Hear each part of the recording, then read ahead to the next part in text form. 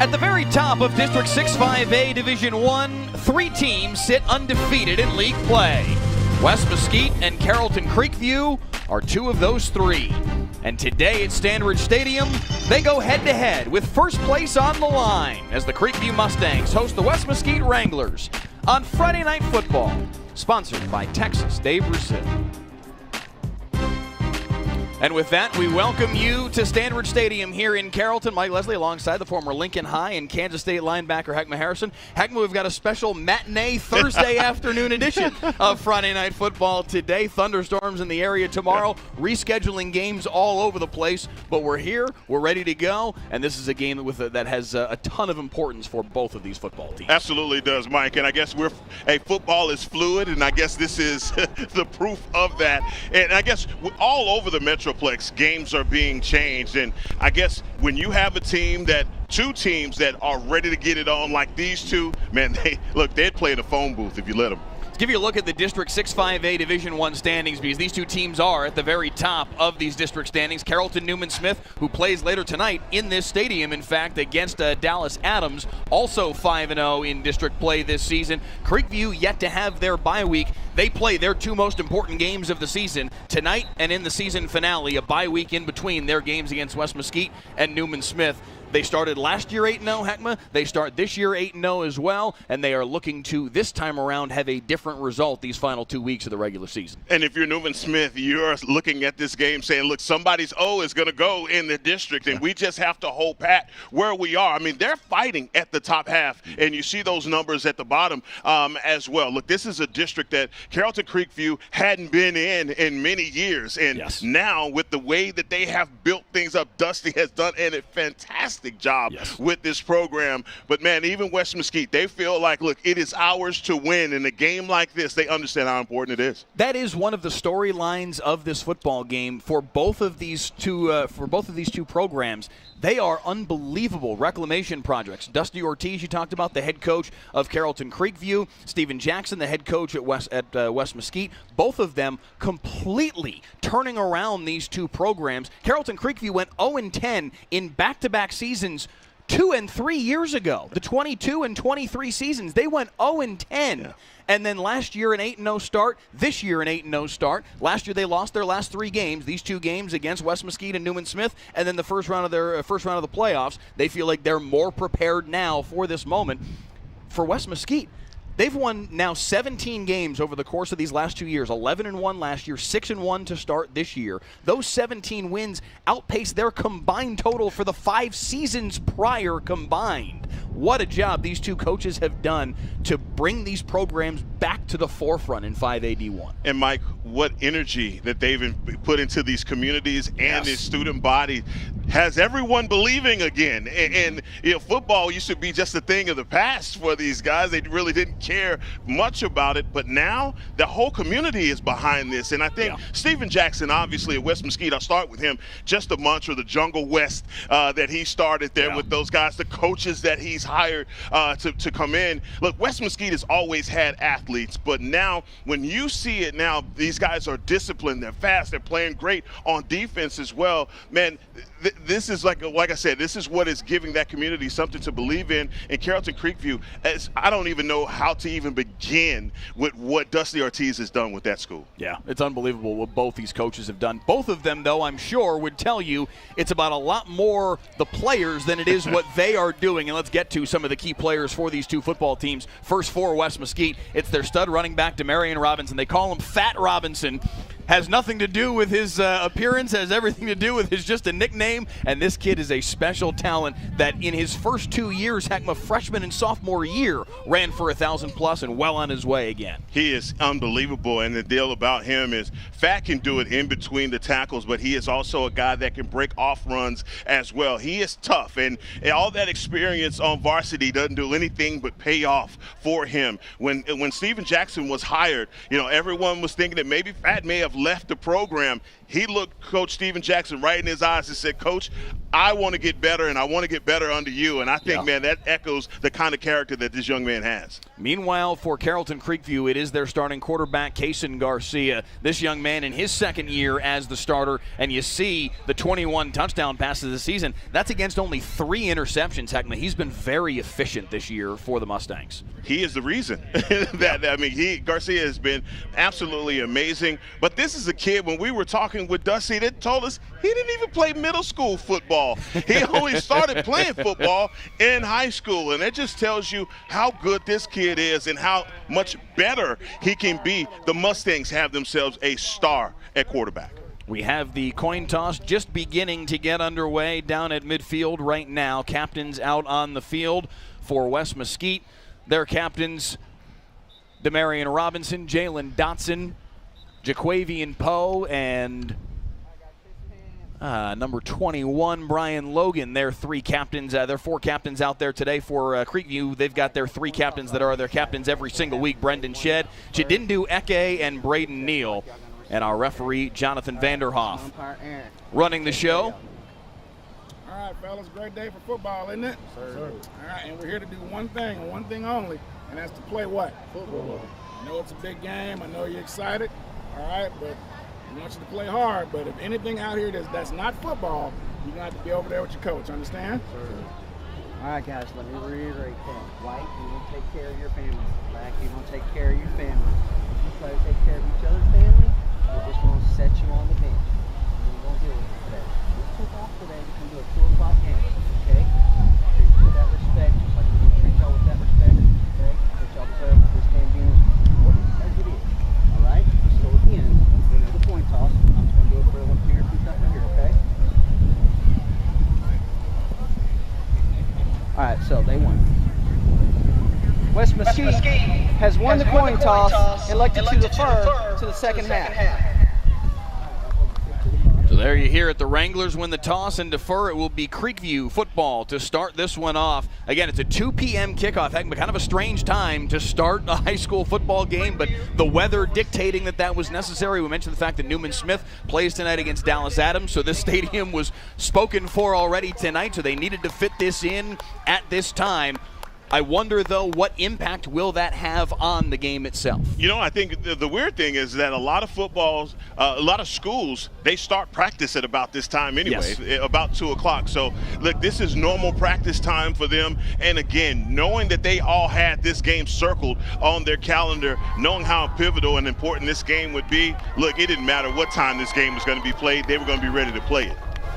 Jungle West coming on the field. The Wranglers, the defending district champs, and Carrollton Creekview 8-0 on the year, looking to pull off an upset today on their home field. These 2 teams have been on a collision course all season long.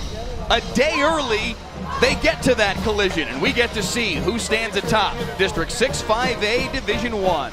West Mesquite and Creekview next on Friday Night Football.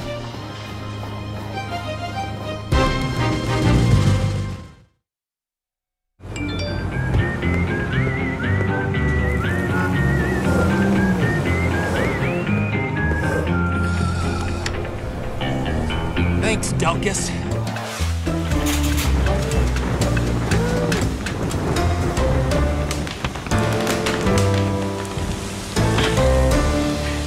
Thanks, Delkus. Possibly the most loved and hated man in North Texas. Whatever the weather brings, we bring the Delkus. WFAA has a legacy of changing the system. Most recently, we did a story on ankle monitors and how they don't work, and how criminals are committing crimes with ankle monitors. And yeah, there's legislative change coming. Our 2-year investigation caught the attention of state representatives. Now, it's a crime to cut off ankle monitors. I want people to see things that we need to hold people accountable for. End zone shot. What a catch! Catch a live broadcast of every play of the biggest high school football games. Next week. North Texas, it's a hot one today. If you're planning on taking the pups out, make sure to protect their paws. That asphalt is going to be hot. Thanks, Delkus.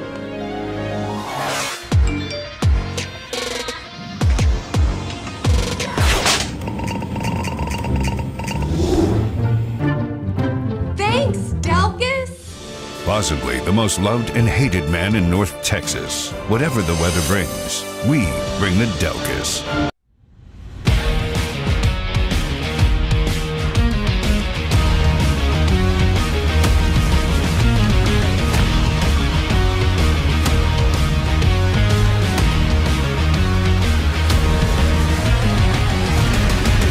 Friday Night Football, sponsored by Texas de Brazil.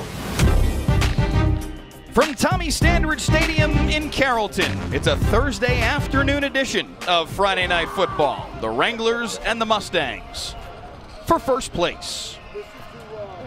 Again, Carrollton to receive the opening kickoff. West Mesquite won the toss and deferred. Be ready. Steven Jackson, the second-year head coach of the West Mesquite Wranglers, 17-2 in his short tenure. Formerly an assistant under Reginald Samples at Duncanville, under Chris Ross at Red Oak, the head coach at Seagaville for a couple of years before coming here to West Mesquite, and he has done a terrific job in getting his team up and running. Dusty Ortiz, a second-year head coach for Carrollton Creekview, a similar story, 16-3 in his tenure, doing a magnificent job.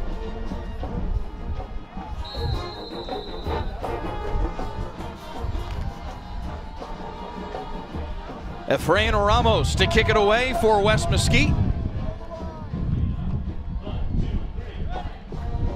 The Wranglers 4-0 all-time in this series, the fifth meeting between the Wranglers and Carrollton Creekview underway, and it's a short kickoff, fielded at the 31 and fair caught.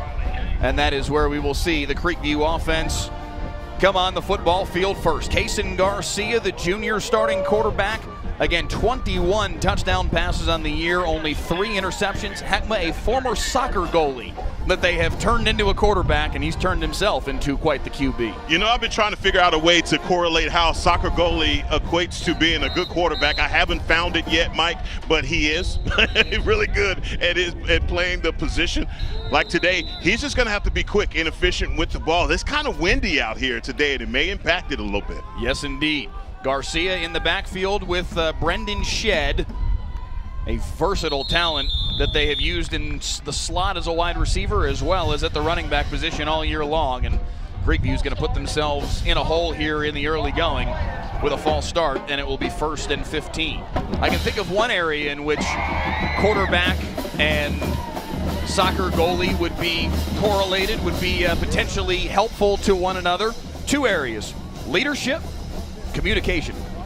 I got you. As the goalkeeper, you are directing all sorts of traffic back there. I can see those 2 areas being at least 2 carryovers. I don't know about from a physical standpoint, but certainly from a mental standpoint, there's some carryover there. 1st and 15 for Garcia, and he'll go up the seam right away. On target, complete to Gavin Palacio, and immediately into West Mesquite territory, a pickup of 25. Boy, easy for Garcia to pick up that extra yardage with Palacio on a seam route. Just like that, the Mustangs back to the line of scrimmage. Eduardo Garcia in the YouTube comment says, "Let's go West Mesquite." Let us know who you're watching tonight, this afternoon. Let us know if you've got a favorite player on either of these 2 teams. The handoff for Shedd. Lost his balance a little bit and his footing in the backfield. Falls forward, maybe a gain of a yard.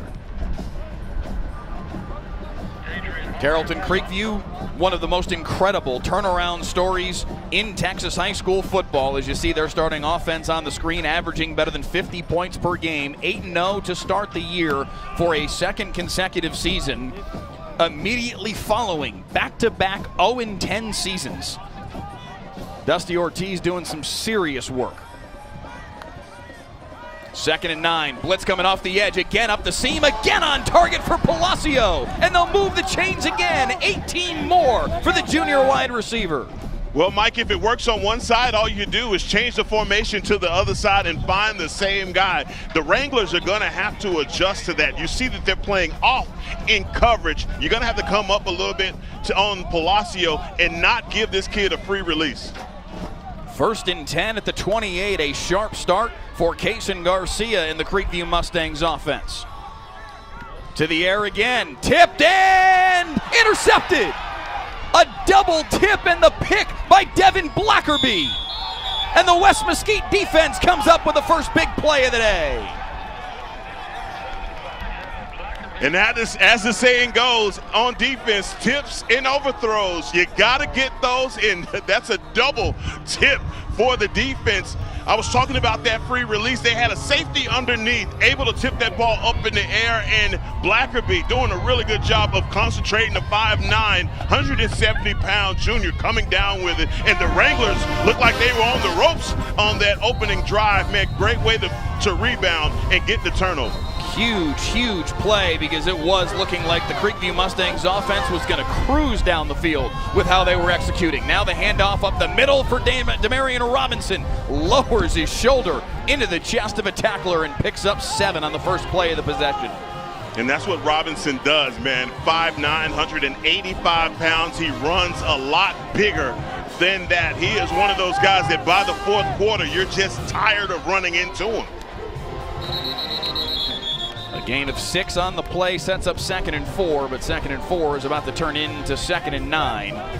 A false start, according to our crew chief, Jonathan Vanderhoff.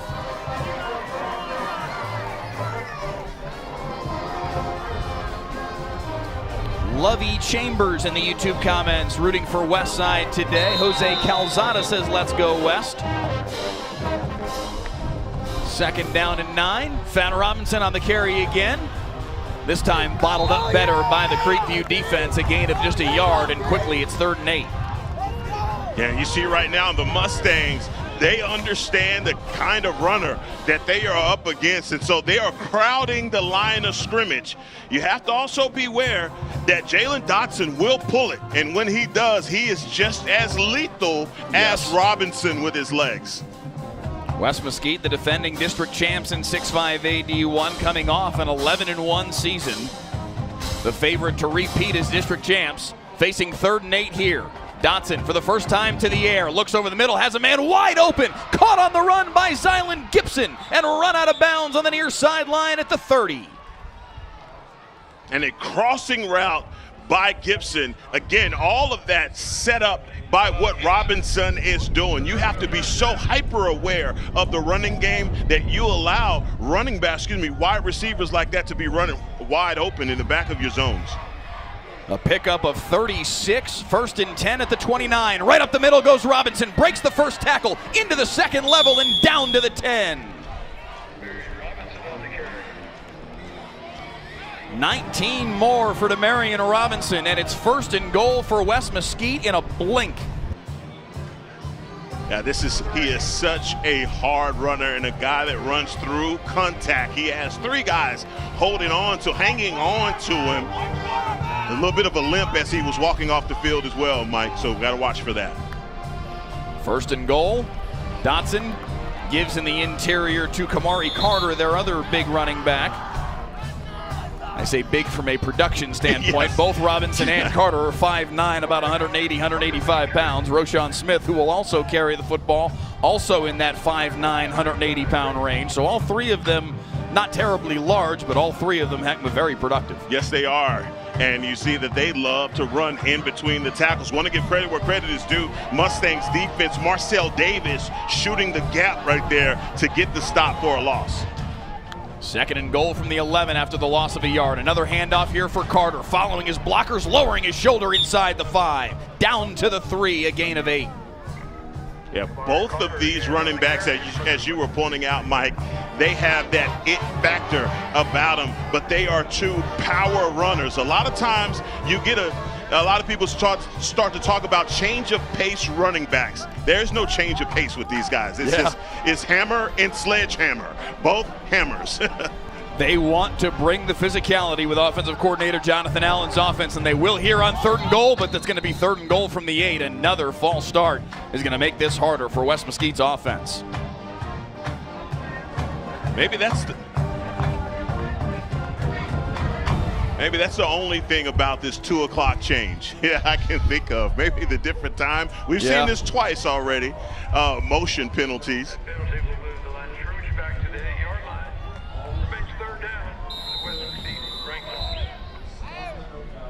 Dots Mix says Texas High School Outlet tuning in. We appreciate you being here. Shopping spree with Leslie says let's go Jungle West. 3rd and goal from the 8. Dotson with a motion man. Fakes the handoff over the middle. Wide open for the touchdown. Richard Clark. You cannot leave that young man alone. West Mesquite strikes first. Richard Clark is probably, that ball was in the air for an eternity, although it was just an 8-yard pass. That's how alone he was in the end zone, and that's just a communication breakdown on the back end. You have 2 guys going with 1 receiver, and it cost them 6. The 8-yard touchdown pass on 3rd and goal makes it 7-0 as the extra point is up and through for West Mesquite. They pay off the interception by Devin Blackerby and strike first on this Thursday afternoon edition of Friday Night Football. WFAA has a legacy of changing the system. Most recently, we did a story on ankle monitors and how they don't work, and how criminals are committing crimes with ankle monitors. And yeah, there's legislative change coming. Our 2-year investigation caught the attention of state representatives. Now, it's a crime to cut off ankle monitors. I want people to see things that we need to hold people accountable for.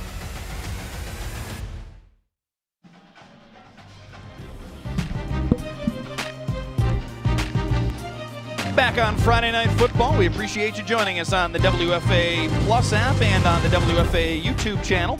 If you're on the YouTube channel, please click the share button, click the like button. Send this feed around to your friends in the West Mesquite and Carrollton Creekview communities.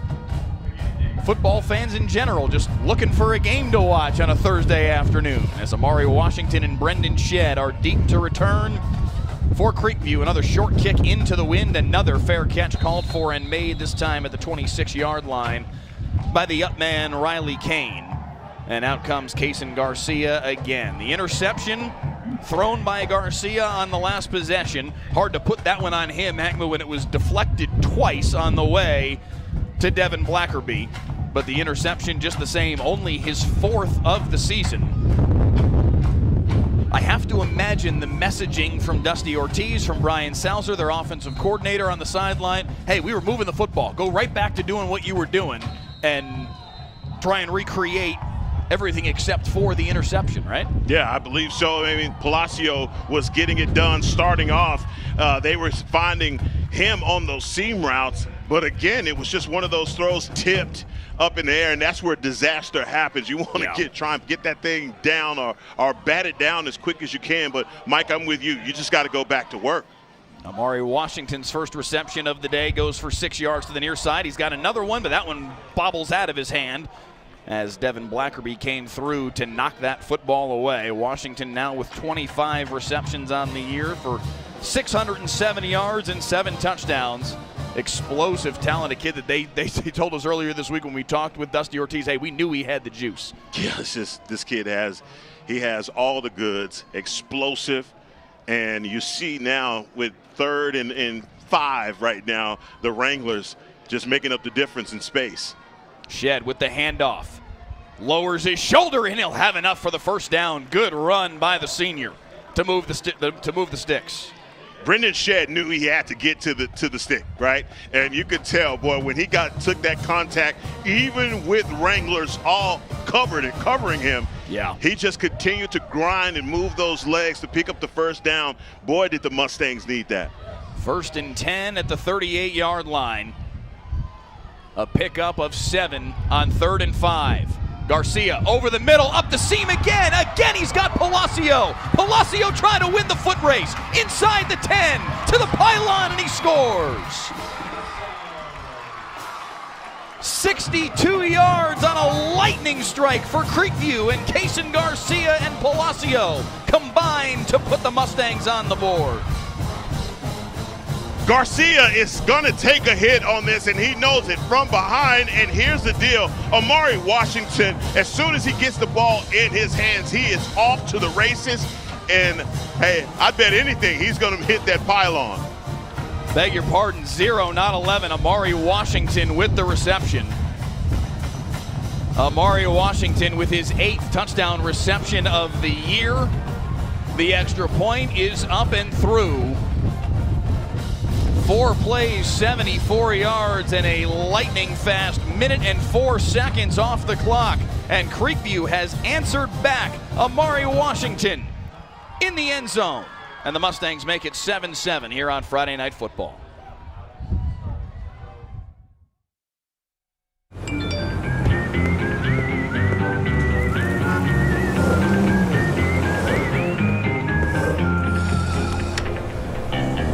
Thanks, Delkus.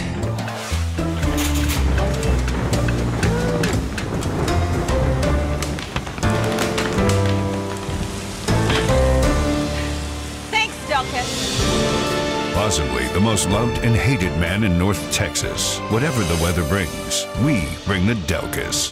WFAA has a legacy of changing the system. Most recently, we did a story on ankle monitors and how they don't work, and how criminals are committing crimes with ankle monitors. And yeah, there's legislative change coming. Our 2-year investigation caught the attention of state representatives. Now, it's a crime to... Back on Friday Night Football, a short kickoff up the right sideline, fielded at the 38 and running it out across the 45-yard line is West Mesquite's Brian Logan Jr.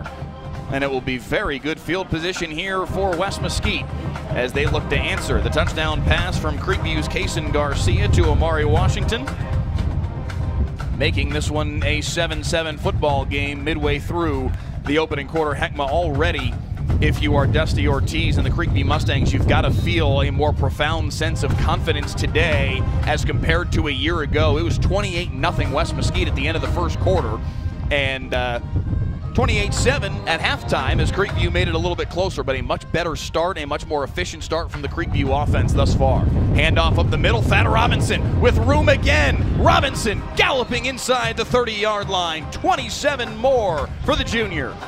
Yeah, and Robinson, he goes through a hole. Oh, my goodness, man. Great job up front. Jacavian Baker, number 69, opening up that hole for his running back. 1st and 10 at the 26. Robinson again into the second level. Robinson inside the 10, dragging tacklers to the goal line, and he's in. 32 seconds after Creekview scores, Thad Robinson in the end zone, and West Mesquite strikes back. And you talk about doing it with the quickness. And again, they are getting behind this left side, Ashton Burton and Jacavian Baker. Man, they know where the beef is, and it's on the left side of that offensive line, and I just won't tell you what his nickname is. I'm just going to leave that to Mike. Oh, trouble here. They're going to go for it, and he's going to get there. That's the benefit of having Richard Clark holding on PATs and field goals, their best athlete. Runs it in for 2 more, and it's 15-7 in favor of West Mesquite. I thought it was a design at first. He bobbled it. But that's the advantage of having a guy with that much athleticism as your holder. Boy, and tell you what, if I am Creekview, I am rethinking the kickoff. That short kickoff set the Wranglers up with great field position to start. And again, Demarion Fat Robinson, you can see the way that this young man is running. He was hobbled a little bit on that first possession, walked off again, still with a little bit of a limp. But he is a bell cow running back that can get it done, man, from anywhere on the field. Great breakaway speed, and he's going to be tough to deal with. The 26-yard touchdown run adds to his tremendous season and makes it 15-7 in favor of West Mesquite. Efrain Ramos to kick it away. Brendan Shedd, Amari Washington deep to return for Carrollton Creekview. Heckma, both these teams score better than 50 points per game on the season. We're off to that kind of lightning quick start here at Standridge. Another fair catch, this time at the 23-yard line. And back to work goes the Mustangs offense. Hey, Mike, I want to go back to something you were talking about Dusty Ortiz in the game that they played last season, and the fact that the Wranglers got off to such a good start, and that game was pretty much out of hand by halftime. Yeah. They've had to be talking about this all week, not letting this team get out to too big of a start on them. So that the answer from the Mustangs was pivotal and needed. The answer was pivotal. It also makes me wonder, though, does that change anything about an offense that generally likes to be up-tempo? So far, we've seen no difference there. A lot of times teams, when they're in that kind of situation, will potentially try to slow the football game down. Creekview does not seem in the mood to do that at all. Up the middle, good job by Brendan Shedd to break a couple of tackles and turn what could have been a loss into a 3-yard gain on 1st and 10. And I love the way that they use Brendan Shedd, because they also put him out as the slot wide receiver also when they go to an empty set, and you see it right here. 2nd and 7 for Ortiz. I beg your pardon, for Kaysen Garcia. Another man open on the whole shot, overshoots his intended target, Tayshawn Evans. And maybe a great, I just say, you're probably happy that that wasn't on point right there from Garcia, because Devin Blackerby was coming from the safety position. Either he's going to lower the boom or he's going to intercept that pass. He was hunting for sure, already with 1 interception on the day. Big Preston Shotwell comes off the field after they had put him on at first. Number 6 for Creekview. 3rd down and 7. Play action fake. Looking downfield, tipped, and it's incomplete. Knocked away by Devontae Johnson, and it's 4th down.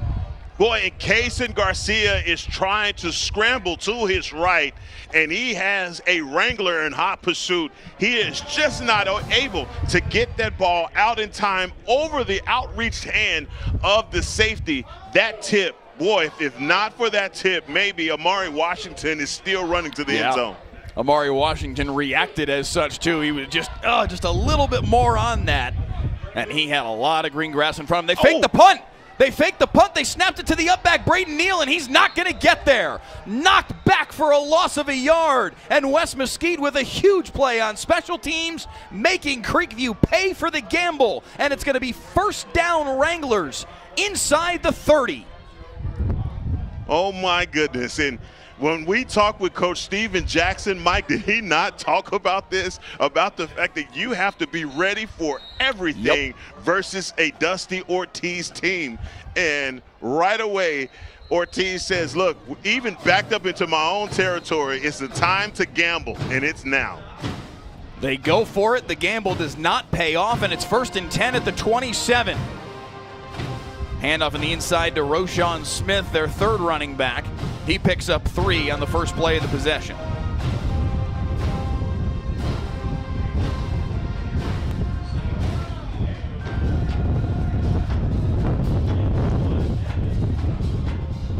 Smith, the junior running back, 285 yards, 5 touchdowns on the year. Dotson going to the air, looking for Clark in the end zone, nearly hauled it in. Would have been a terrific one-handed catch. Richard Clark couldn't quite snare it. And Mike, Richard Clark had about 3 steps.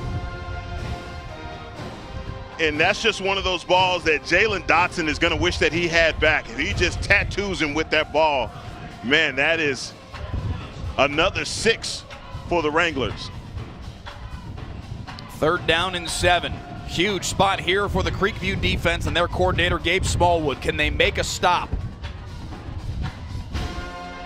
Big gash for Smith, but nice job to fill the hole and make the tackle by Braden Neal. It's going to be 4th down and 4. Yeah, they are going for this one. This offensive line has been doing a fantastic job opening up holes. It doesn't matter if it's Smith, Carter, or Robinson. 4th down and 4. Smith to the left of Dotson. They get him to jump offside. Free play. End zone shot for Clark. And he hauled it in for the touchdown. Late hands from the senior to make a terrific grab. And Wes Mesquite's in the end zone again. Mike, this is teach tape. For when you say showing your hands late, that's exactly what Richard Clark does.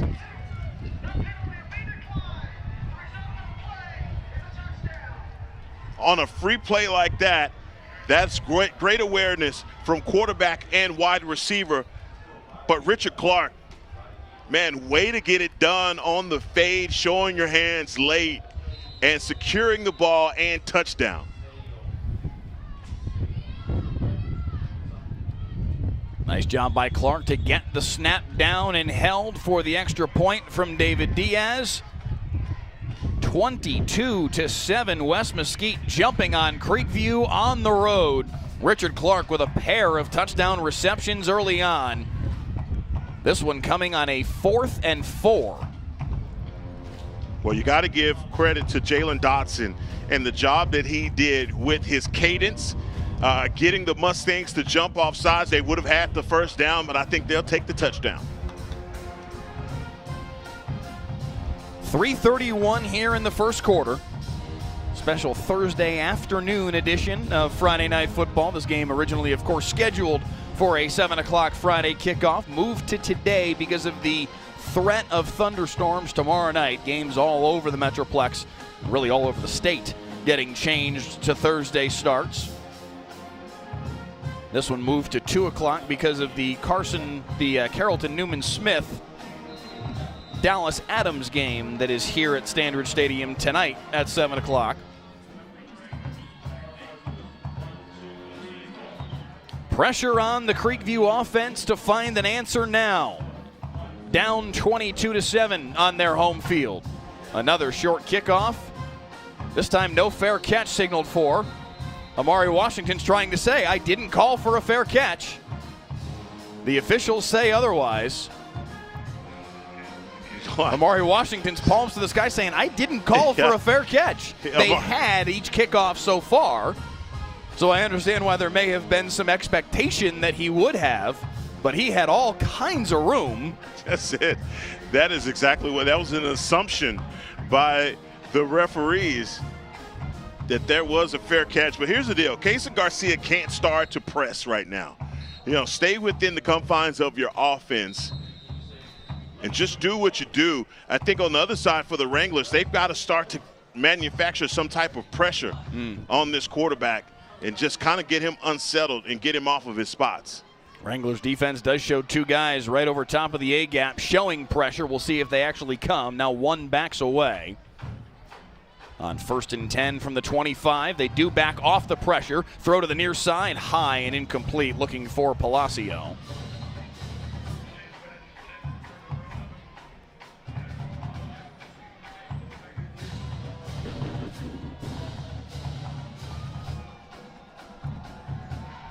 You know, Mike, when we were talking with Coach Ortiz, man, he had nothing but praise for Kason Garcia. Talked about a young man that has done nothing but gotten stronger in this program, and he attributes it to the weight room. What he's doing in the weight room and just continuously building himself up to be a better quarterback. And, man, it just, you see it right here, 1,900 yards on the season so far. 2nd down and 10. Pressure! And he can't get away. Kason Garcia sacked by the West Mesquite defense. And that pressure was manufactured by Jeremiah Bio on the outside. Boy, big time guy, 6'1", 200 pounds, and just a converted wide receiver. Now playing defensive end. How about that? You don't see that too often. They like his athleticism, and he's already starting to see some of those college offers roll in as he becomes more accustomed to playing the defensive end position. Shows off some of the skill set right there. Officials still conferring here, perhaps about the spot. I did not see a flag, nor any signal of any kind from Jonathan Vanderhoff.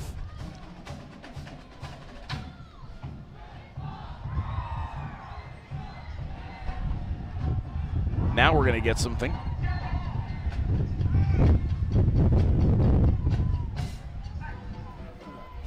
Or not. We got dead ball. We did get that. Here we go.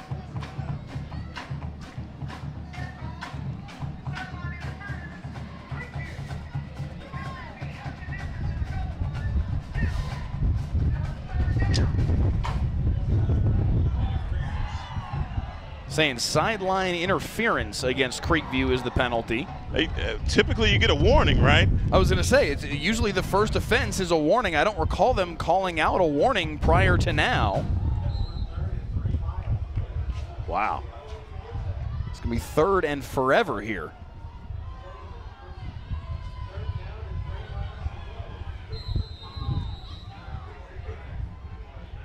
Third down and 26. They have to get to the 35-yard line to move the chains. Garcia steps up in the pocket, fires over the middle, incomplete. Over the head of Tayshawn Evans. Boy, maybe too much mustard on that one from Garcia, because if he is able to connect with Tayshawn Evans on that crossing route, boy, I think he had some space on the right side, but just a miss right there from the Mustangs. And Creekview will have to punt it away. The Mustangs looked like they were in this football game when Kaysen Garcia hit Amari Washington for the long touchdown hookup, tying this game up at 7 midway through this first quarter. From that point forward, things have not gone their way. Only 3 seconds on the play clock. They're going to probably have to either take the penalty or take a timeout here. Looks like they'll deal with the penalty and give up the half the distance to the goal line. Bring that football back inside the 5 and punt it on 4th and 30. Just a nightmare back half of this first quarter. I mean, 3 minutes worth of action. Wow. And look, I can just say it like this. You know, you started the game out just seeing the Mustangs be so productive on offense, and then the Wranglers come out, they score, they get a stop, come back and score, and things just start to come unraveled. End over end punt, fielded at the 45-yard line by Richard Clark. Clark coming to the far side, has blockers in front. Clark turns on the Jets inside the 10, undercut inside the 5. A terrific punt return from Richard Clark, and it's going to be 1st and goal after a return of 30. You know, they say get it done in all 3 phases. And special teams-wise, look at the vantage point that we have. As soon as Clark gets this ball, you can tell he is setting up his blocks. Yeah. Man, I don't know how he didn't get into the end zone, but, man, that is a great job by the punt return team, excuse me. A punt of 30, a return of 30. And it's 1st and goal at the 5-yard line for West Mesquite, with an opportunity to take a stranglehold here. Thad Robinson back in the football game. He's got the Harry, and he's found the end zone for the 2nd time today. 2 Richard Clark touchdowns, 2 Thad Robinson touchdowns. Mesquite pouring it on here in the first quarter. Now, this team is hard to handle, and you see right now, this defense for the Mustangs, they're not getting any penetration. As a matter of fact, this West Mesquite Wranglers offensive line is just taking the fight to these guys down low in the trenches. That's a great job, and, man, kind of eerily familiar to what happened last year. It was 28-7 at halftime a year ago, 29-7 in favor of West Mesquite now. With 2:39 to play in the first quarter, they have jumped all over Carrollton Creekview on the road.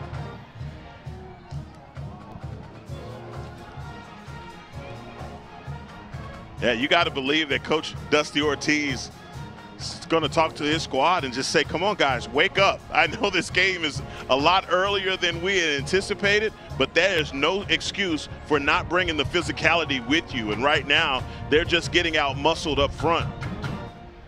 Have to come up with an answer here if you're the Creekview Mustangs offense to try and stay in this football game. Yeah, manufacture points however you can, but defensively, man, this defense has been playing, you know, basically back against the wall this entire first quarter. Think about the field position that the Wranglers have been dealing with. You get the punt return, you're now inside the 10, you're already in the red zone. The kickoff return, you bring it down to midfield. I mean, talk about dealing with some good real estate. A deeper kickoff this time. Fielded on the bounce at the 17-yard line. Amari Washington trying to make something happen with that one, but not nearly as much room to work with. A little extracurriculars cut off by the officials, and it'll be 1st and 10 for Creekview at the 25.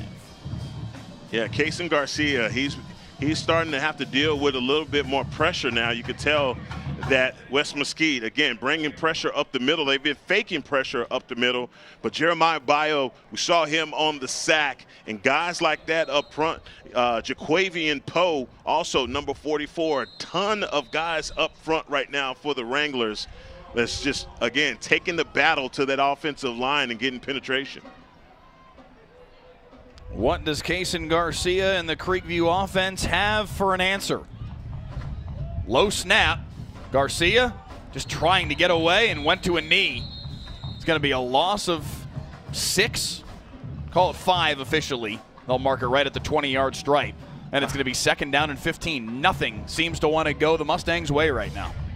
And Mike, here's the deal. The surface, we've seen quite a few guys slip down there, and I know Kason Garcia is trying to get on the outside. I don't know if that's a design quarterback run, but man, losing 6 yards on that play, probably not the way you had it designed. 2nd and 15 as a result, under 2 minutes here in the first quarter. Garcia, swing pass, Palacio will earn back those yards and a little more, a pickup of 6 on the play. Another extension of the running game, getting Palacio out in the flat to pick up, make up the yardage and pick up a yard. But man, here comes another big 3rd down early here for the Mustangs. 3rd and 9. They've got to get to the 35-yard line to move the chains. Feels like a must for Kason Garcia and the Mustangs offense.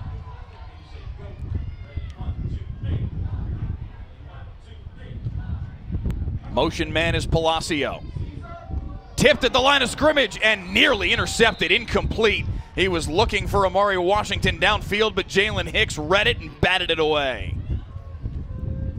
Man, can't say enough about the job that Jalen Hicks does, because if he doesn't tip that ball, Amari Washington is past the sticks there and gives the Mustangs an opportunity to pick up a 1st down. Now, I will bet you this, Dusty Ortiz is now going to go for another fake. Well, maybe I shouldn't bet that. With the spot that they're in right now, they need something to change the tenor of this football game right now. Punting it back to Richard Clark feels like a dangerous proposition. They will. Clark's going to let this one go out of bounds. At least they did say, okay, hey, punt this thing away from the return men. A punt of 34, and it will be 1st and 10 for West Mesquite at their own 40-yard line. Basically what that is, hey, I tell you what we won't do, and that is punt it again to Richard Clark.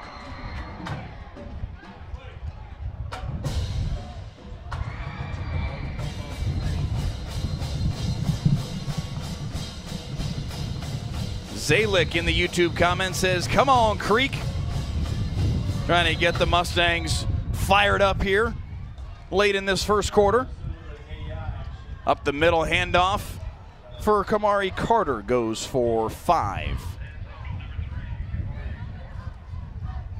Again, it doesn't matter who is in that backfield. If it's Carter or Robinson, you've seen both of these guys pick up positive yards. And again, this offensive line right now, can't say enough about the way that the Wranglers offensive line is plowing through this D-line for the Mustangs. Can the Creekview defense make a play? 2nd down and 5.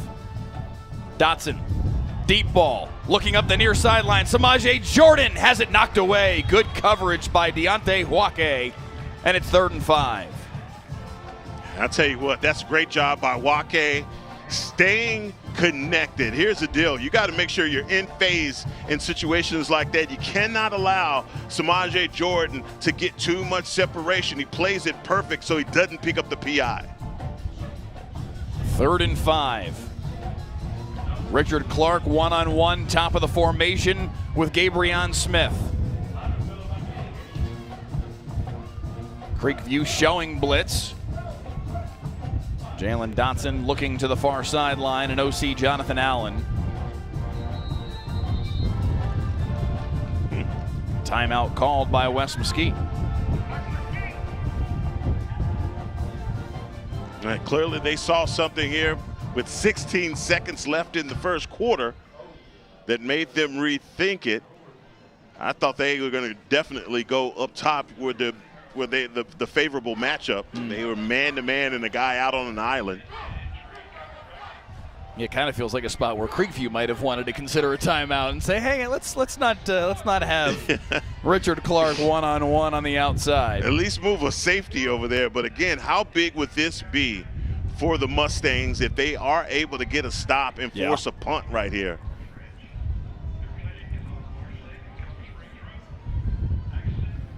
Since midway through this first quarter, it has been all West Mesquite. Creekview started the game rather nicely, moved the football really well on their first possession until a double tip drill interception by Devin Blackerby ended that possession. Second possession went right down the field. Kaysen Garcia to Amari Washington on a very long touchdown pass. 3rd and 5 here, handoff up the middle, stacked up in the interior. And Creekview's defense makes a critical stop here late in this first quarter. That is an incredible stop. Thomas Rosenberg for the Mustangs. The linebacker, the Sam linebacker, comes up and gets the stop. End of one here at Standridge. The first thing that has gone right for Creekview in a while. Maybe they can carry that momentum into the second quarter here on a Thursday afternoon matinee edition of Friday Night Football.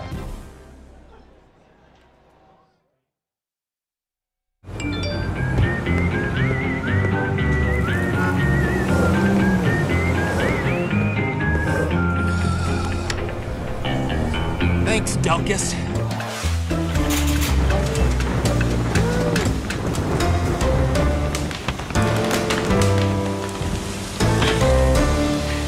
Thanks, Delkus. Possibly the most loved and hated man in North Texas. Whatever the weather brings, we bring the Delkus.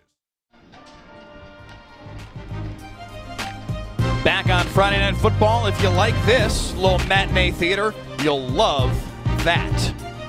Number 2, Allen. Number 7, Prosper. Tomorrow afternoon at 1 here on Friday Night Football. Trying to get that game in before the Storms roll in tomorrow night. That game should be sensational. One of the very best football games in the country this week.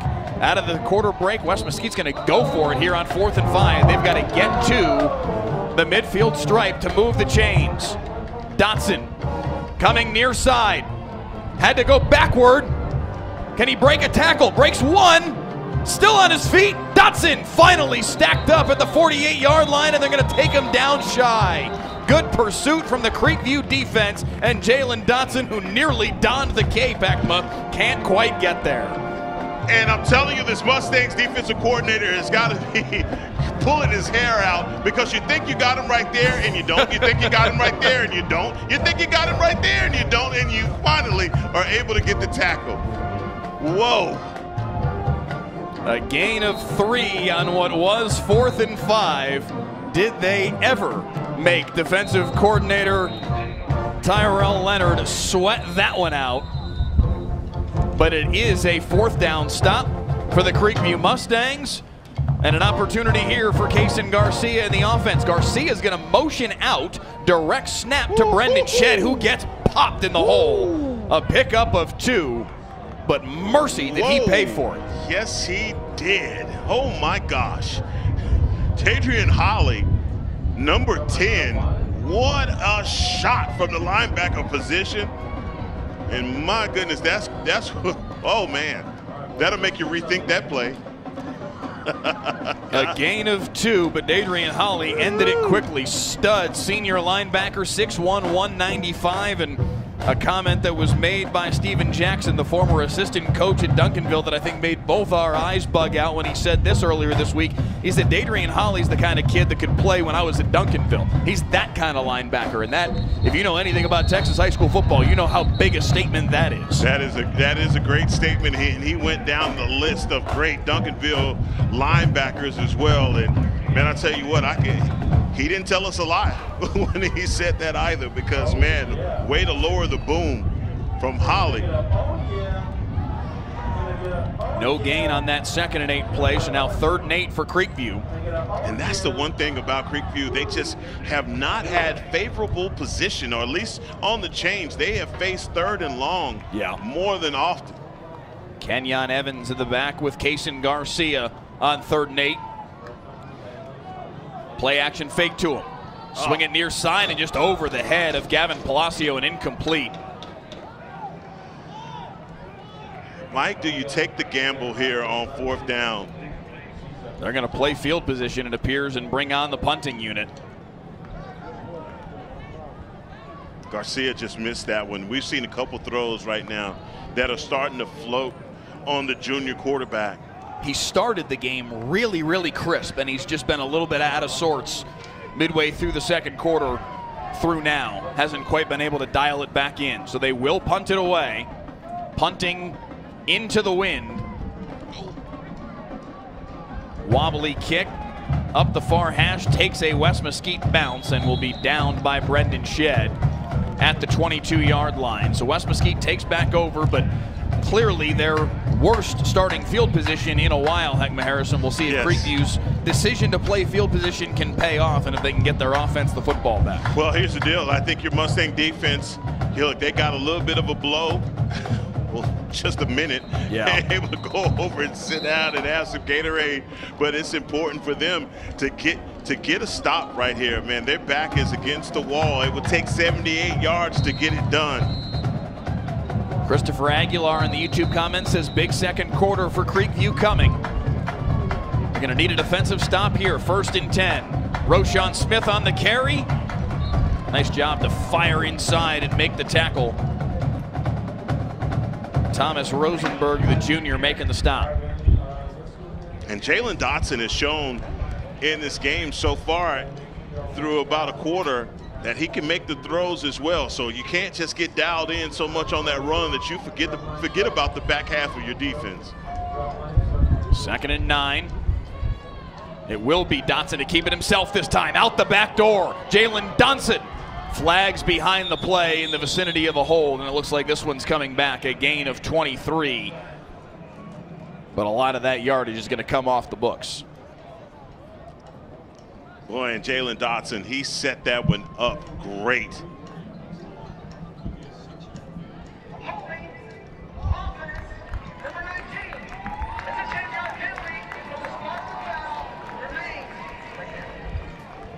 So it will remain 2nd down. They will walk the football back to the 23-yard line, so the spot of the foul, the 33. And it's 2nd down and 9 all over again. Yeah, that read option has been working to perfection, and finally, when Dotson pulls it, he is all by himself. And Coach Jackson told us about this kid. He's like, he is a physical freak, the most athletic kid on the team, repping 315 pounds on the bench. Play action fake from Dotson, rolling to his far side, taken down in the backfield. Caden Casnocha with his 3rd sack of the year, a huge play for the Mustangs defense. And Caden Casnocha, a sophomore, just continuing to work up the field and not allow Dotson to get on the outside. He is killing 2 birds with 1 stone right there with that move. A loss of 9 on the play. It's 3rd down and 18. If Creekview can get a stop here, they can make that decision to play field position pay off for them. West Mesquite needs the 32 for a 1st down. Handoff up the middle. Roshan Smith with a lot of room. Breaks a tackle. Spins off another. Nearly picked up the 1st down. All the way out to the 31. A gain of 17 on 3rd and 18. And it looked like from up here that he was going to break that run off. And Roshan Smith is tackled just a yard short of picking up the 1st down. Hunter Robertson in the YouTube comments saying momentum shifting play right there, talking about the sack, I believe, but then Roshan Smith shifted that momentum right back. Wow. And the West Mesquite offense is staying on the football field on 4th and 1.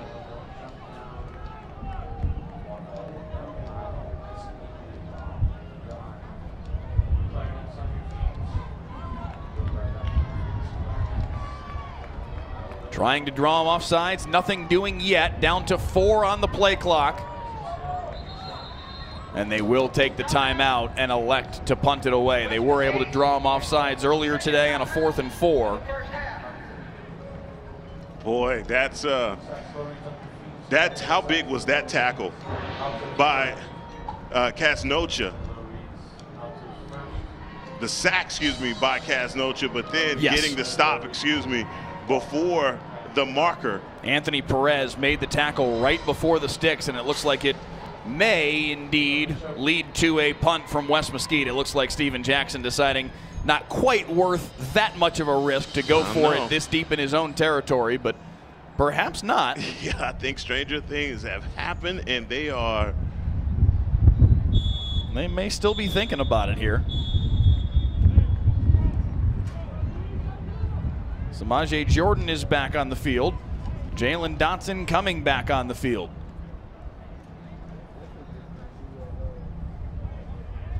They're going for this. It makes you wonder why burn the timeout. Exactly. They must not have liked the look, but 4th and 1, and they will go for it at their own 31-yard line. High snap. Handoff gets away, but they stack him up. They're going to take him down for no gain. A 4th down stop again for the Creekview Mustangs defense. Nowhere for Demarion Robinson to go after the high snap to Dotson. Oh my gosh, and number 59, your center, Randy Rodriguez, snaps the ball and it throws off the timing with Jalen Dotson with the handoff to Demarion Fat Robinson, and it allows the Mustangs to get penetration and a stop. And I think someone said in the YouTube comments about the momentum swing, it's still in full effect. It may well be. The Sinister Wrestler 4392 in the YouTube comments says Creekview is getting back in this game. A golden opportunity to do so here. Shed with the direct snap, following a lead blocker through the hole. And a pickup of 9 on the first play of the possession. It's the second time that we've seen that direct snap to Brendan Shed. Again, getting close to picking up another first down for Shed. And again, for Kason Garcia, he's just got to get one. He's got to get him a throw. He's got to connect on one. His confidence is a little off right now. He's missed on his last 5. 2nd and 1 here for Creekview. A chance to get back in this football game.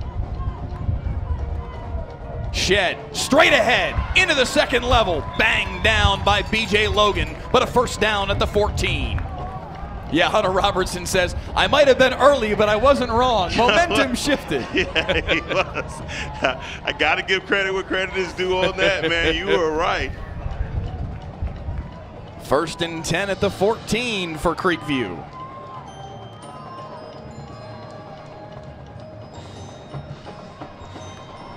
High snap. Garcia over the middle, on target for the touchdown.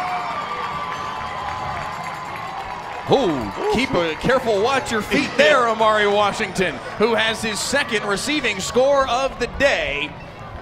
And Creekview pays off the 4th down stop, and exactly what you asked for. Heckma Harrison, Kason Garcia putting one right on a wide receiver, and he hits Washington for a 2nd touchdown pass today. And I tell you what, man, that does everything for his confidence. Kason Garcia seeing that pass through to Amari Washington, and that's all this young man needs. Man, he's just had some balls be tipped, and finally he connects with his star wide receiver.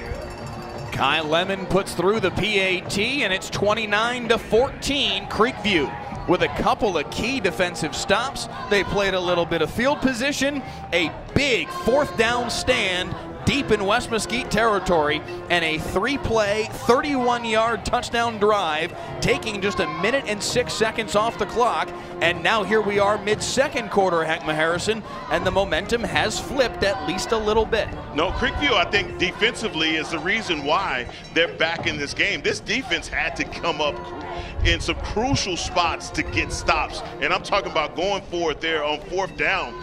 Twice did West Mesquite, and those stops, again, they added up finally to a touchdown. I love the way, you put it on your defense, you ask these guys to respond, they do. hey, man, they have got to continue with this effort because you know that the Wranglers have got to be a little ticked off with the way that their offensive output has been going for the last 2 drives now. Dusty Ortiz said they would try some surprise onsides at spots. This is the little pop kick over the head, and nice job, frankly, by Samaje Jordan to call for the fair catch and haul that one in and secure possession for West Mesquite. He said they will try a whole bunch of different things in the kickoff game and the punt return game. They've got some wrinkles. We haven't seen a whole lot of that yet, but you imagine somewhere along the way we will. Christopher Aguilar says brick by brick, Creekview getting back into this football game. They've stacked up at least a couple of bricks now. Yeah. The defense is who's laying the bricks right now, boy, yes, because they are getting the stops that you need. Got to keep your eyes on these running backs, though. Up the middle, the handoff for Robinson. Dragged down from behind by Thomas Rosenberg, but not before a pickup of 6. And I'm telling you, Anthony Perez and company, these guys have got to be asking themselves, how do we get this guy down? I will tell you how you can't get it done, and that is with arm tackles. Yeah. You got to do it with your helmet and shoulder pads, man. This kid is just way too strong. 2nd down and 4. Again, the handoff for Robinson. This time they stack him up. Corey LaFrance with the play in the interior. Yeah, LaFrance says wee and gets it done on the outside for the stop. It was too easy. Get the stop. That is, and he is right over the top of Jacavian Baker. So they know, look, they're trying to run over here on this left side of their offensive line. I think that's where the strength is. 3rd down and 4. West Mesquite 2 for 5 on the day on 3rd downs. Can Creekview make another stop? They bring pressure off the edge. Deep shot. Looking for Clark. He overshot him. And it's 4th down. And Creekview again makes a stand on 3rd down. And it is again decision time here for Steven Jackson. This time, no question, they're punting the football. Yeah, no decision to be made here on 4th down. You punt the ball and don't cost your team. Someday, the Mustangs have made an adjustment defensively, but that last throw from Dotson, that was just a miss, Mike. Amari Washington and Brendan Shedd deep to return. Low snap, ball gets away. They get the punt off. Terrific job by the West Mesquite punter. Efrain Ramos somehow got that punt off and at least made something of it. It's only an 18-yard punt, but it's something. They are lucky to get that one off, man. That first of all, the snap was bad, but the thing, it skids off of the turf up into the arms of Efrain. And look, Efrain Ramos with a great job and concentration of just getting that one off. Friday Night Football is sponsored by Texas Day Brazil. Celebrate with us. Special occasions deserve unforgettable experiences. From intimate date nights to large gatherings, Texas Day Brazil is the perfect place to celebrate life's milestones in style. 1st and 10 for Carrollton Creekview, a chance to build on this momentum. Garcia keeping it himself on the option play and picking up 4 on the first play of the series. Yeah, I like that. I like that from Garcia. But look, go ahead and pitch that to Shedd. I think Shedd is the athletic option that you need. Get that ball to number 1. 2nd down and 6, under 5 here in this 2nd quarter. As Creekview looks to reel West Mesquite back in here. It was 29-7 after 1, but a couple of defensive stops in a row now, and a seam shot up the seam and a double coverage knocked away.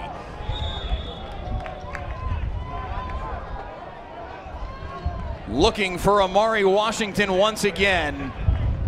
What a beautiful pass, though, from Kason Garcia. I mean, it's just the air that he puts on this ball, and he almost threads the needle right here.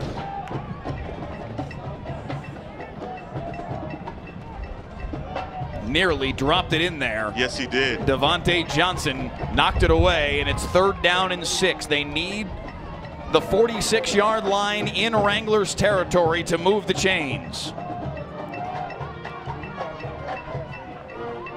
Last-minute substitution. Running on is Anthony Flores. They throw the bubble screen to the near sideline, and Brendan Shedd's got running room. Shedd out of bounds inside the 35. First down in Wranglers territory, a pickup of 20.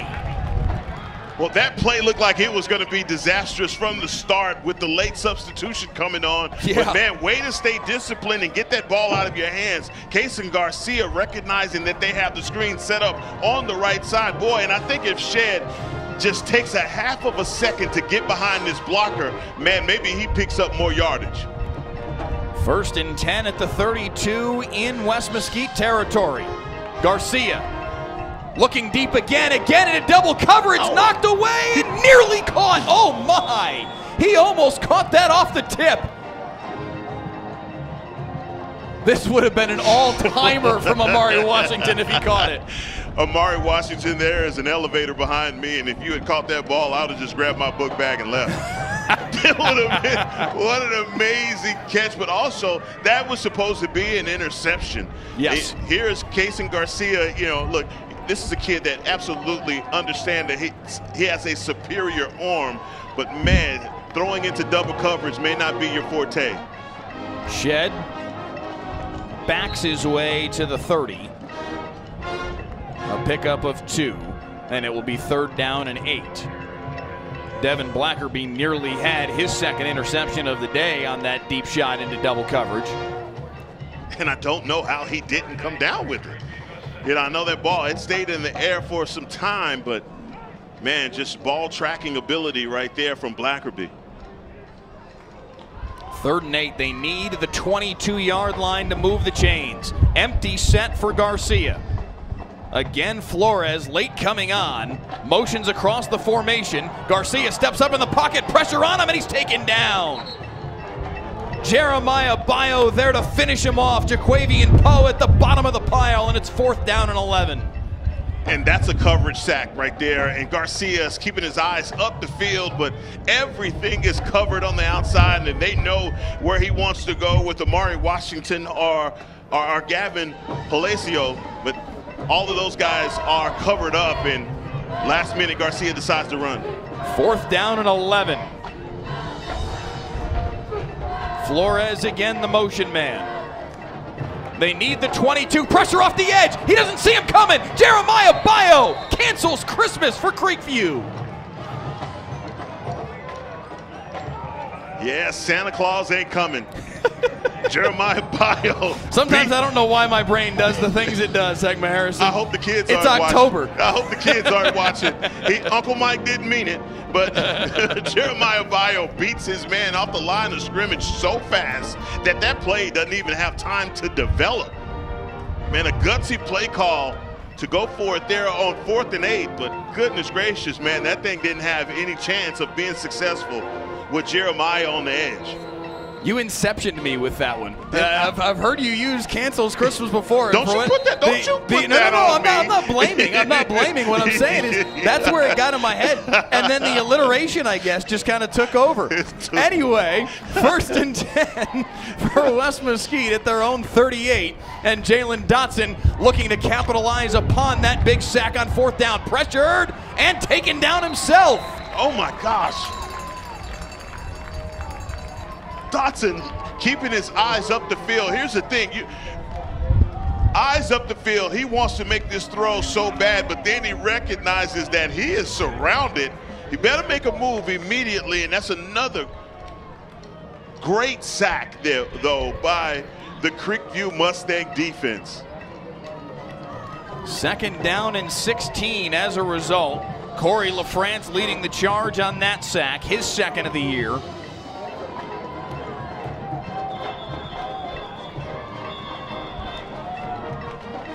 And interestingly, right before the 2-minute timeout, Creekview's going to call timeout with 2 minutes and 1 second on the clock. We've talked about this a couple times throughout the course of this season, Hank, but I think everybody is still getting used to the fact that the 2-minute timeout is a thing. Yeah, I think so. It's easy to forget because this is still year 1 of that becoming part of Texas high school football. But Creekview burns one right there. And I'm telling you, Mike, as we get closer to AT&T Stadium for the state title, It's going to factor in. It's definitely going to factor in. So we're going to put 2 minutes, 7 seconds back on the clock. It has it here on the board at 2:01. Finally got it corrected. It's going to be a scenario, though, where they're going to run one play, maybe two at most, if somehow you get a 4, 5, 6 second long play. Well, I feel good if I'm the Mustangs. And then have the 2 minute timeout. Yes, I feel good if I'm the Mustangs, because here's the deal. I got all 3 of my timeouts, and if we're able to get a stop and get the ball back, yeah, that may set us up for some success going into half. We got to keep our eye on that. West Mesquite has the football to start the third quarter, so that matters in the evaluation of the situation as well. 2nd and 16 out of the timeout. Handoff up the middle for Robinson. Into the second level. Picks up 6, maybe 7. Yeah, call it 7 out to the 39-yard line. It's going to be 3rd and 9 after the 2 minute timeout. Again, give you a look ahead to tomorrow. The number 2 Allen Eagles. The number 7 Prosper Eagles. Max Prep says this is the 2nd best high school football game in America this week. Huge, huge game. The biggest game in the state of Texas tomorrow. The biggest game in the state of Texas this whole week. 2 teams that are regularly fantastic, Heckma Harrison, but this year they are both just that little bit better. Like, I think the Allen Eagles at this point, they're capital B back. Yeah, they're for real now. And Prosper, with what they have done this season, the wins they have posted this season, Austin Westlake, Rockwall Heath, Prosper has announced themselves as a legitimate state championship contender this year. Yeah, this is one of those games. Jeremiah Dodd, I mean, at the quarterback position, it's so, man, this, talk about action-packed, the wide receivers. You got so many different playmakers all over the field, and Braden Imhoff for the Prosper Eagles. One thing I can guarantee you about tomorrow, there will be an eagle in the stadium. Eagle on eagle tomorrow for sure, in a terrific football game that you can watch right here on WFA Plus on the WFA YouTube channel. 3rd down and 9 out of the 2 minute timeout. Quick swing pass to the far side, incomplete. And a quick stop here for Creekview. 4th down and 9. West Mesquite will have to punt it again.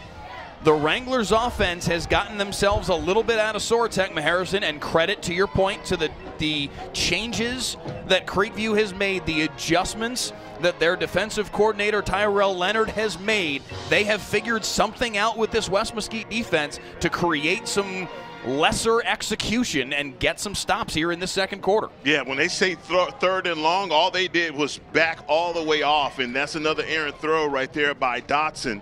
But let's see what they can do here with just under 2 minutes to go. Punt up the far sideline, will check up and be fielded at the 25-yard line and then tackled. I don't think there was ever a fair catch signaled for. That was a valid reaction from the West Mesquite coverage team. That was a very bizarre finish to that play, but Brendan Shedd is tackled at his own 25, and that's where Kaysen Garcia and company will get back to work. Yeah, I didn't see a fair catch, but that ball checks up right there at the last minute to Shedd, and how awkward was that? Man, that could have been disastrous for the Mustangs, but nonetheless, here you are looking at the Creekview Mustangs with 2 timeouts to go. Let's see if they can execute this to turn this into some points. It makes you wonder if was Shedd maybe trying to catch them napping? Was he hoping maybe they wouldn't pay attention and they'd run away like the play was over, and then he'd be able to take off and run, and they just didn't get fooled, perhaps? Motion man is Palacio. They will throw it to him on the far side on the swing pass, handled well by Devontae Johnson, and a gain of just 2. Yeah, they did not fool number 22, Devontae Johnson. He is what you call a hybrid linebacker, a guy that does it all for them, a special athlete that can play cornerback and safety. And you see a guy like that making a tackle out in space, it just shows you how special he is. Yeah, he plays what they call in the West Mesquite defense the star position. You see some teams call it a dog, some teams call it a bandit. There are a lot of different names for it, but there's a lot of similarity anyway between the position, kind of a hybrid linebacker, safety, defensive back type of position.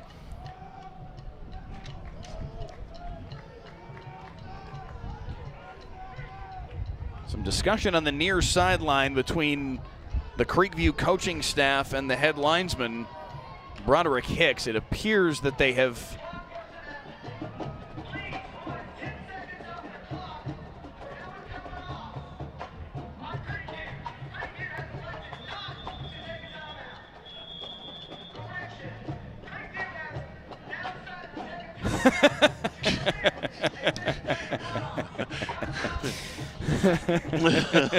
Jonathan Vanderhoff matriculating his way through that one. Initially, it was going to be a 10-second runoff. Now, never mind. They will take the timeout to avoid the 10-second runoff. So that is the second of the 3 first-half timeouts for Carrollton Creekview, ahead of 2nd down and 7.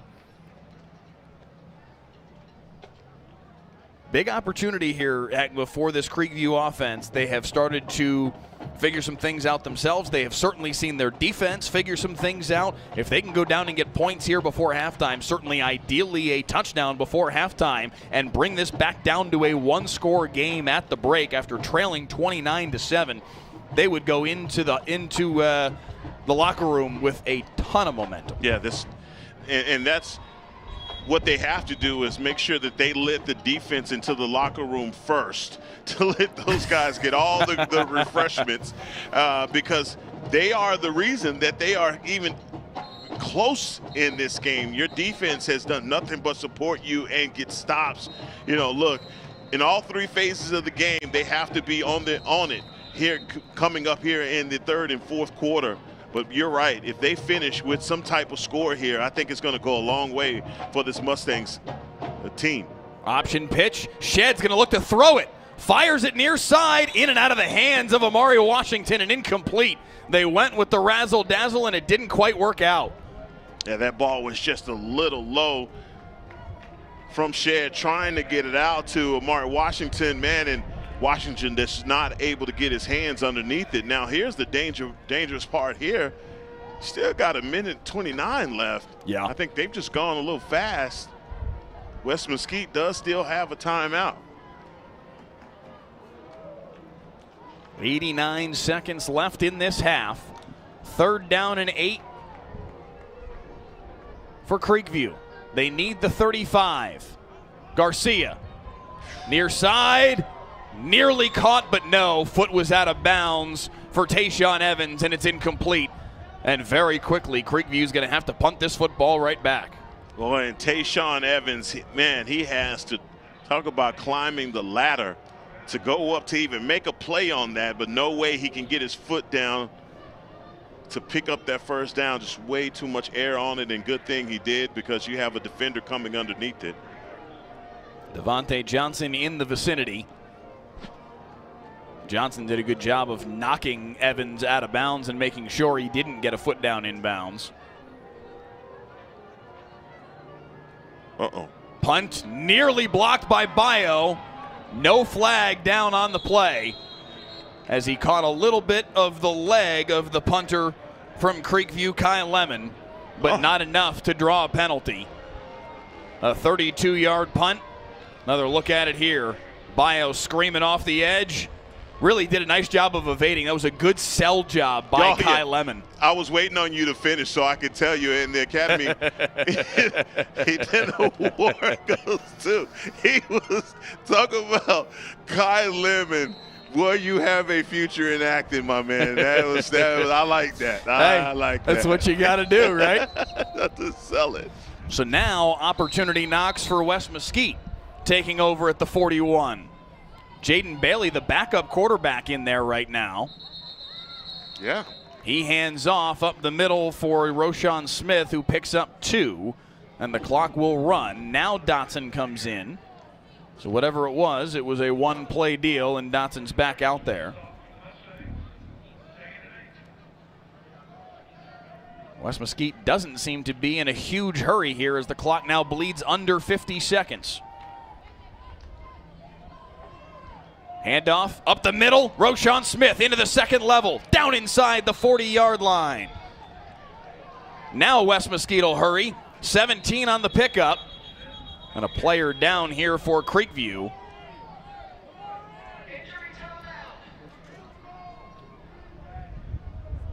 Chibundu Eke, the player down for Creekview.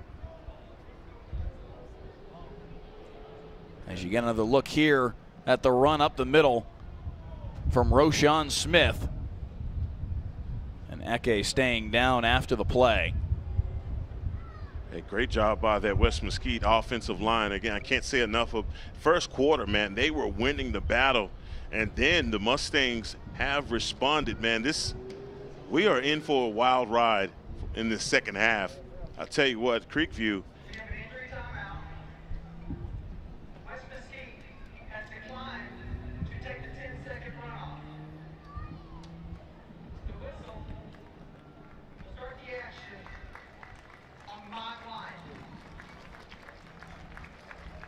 Eke back on his feet. You heard the announcement there from our white hat, Jonathan Vanderhoff, that West Mesquite declines the 10-second runoff that would accompany a player going down because of injury this late in a half. Obviously, West Mesquite wants every second they can have here to try and make something happen before the break, especially given that they do have the football to start the second half.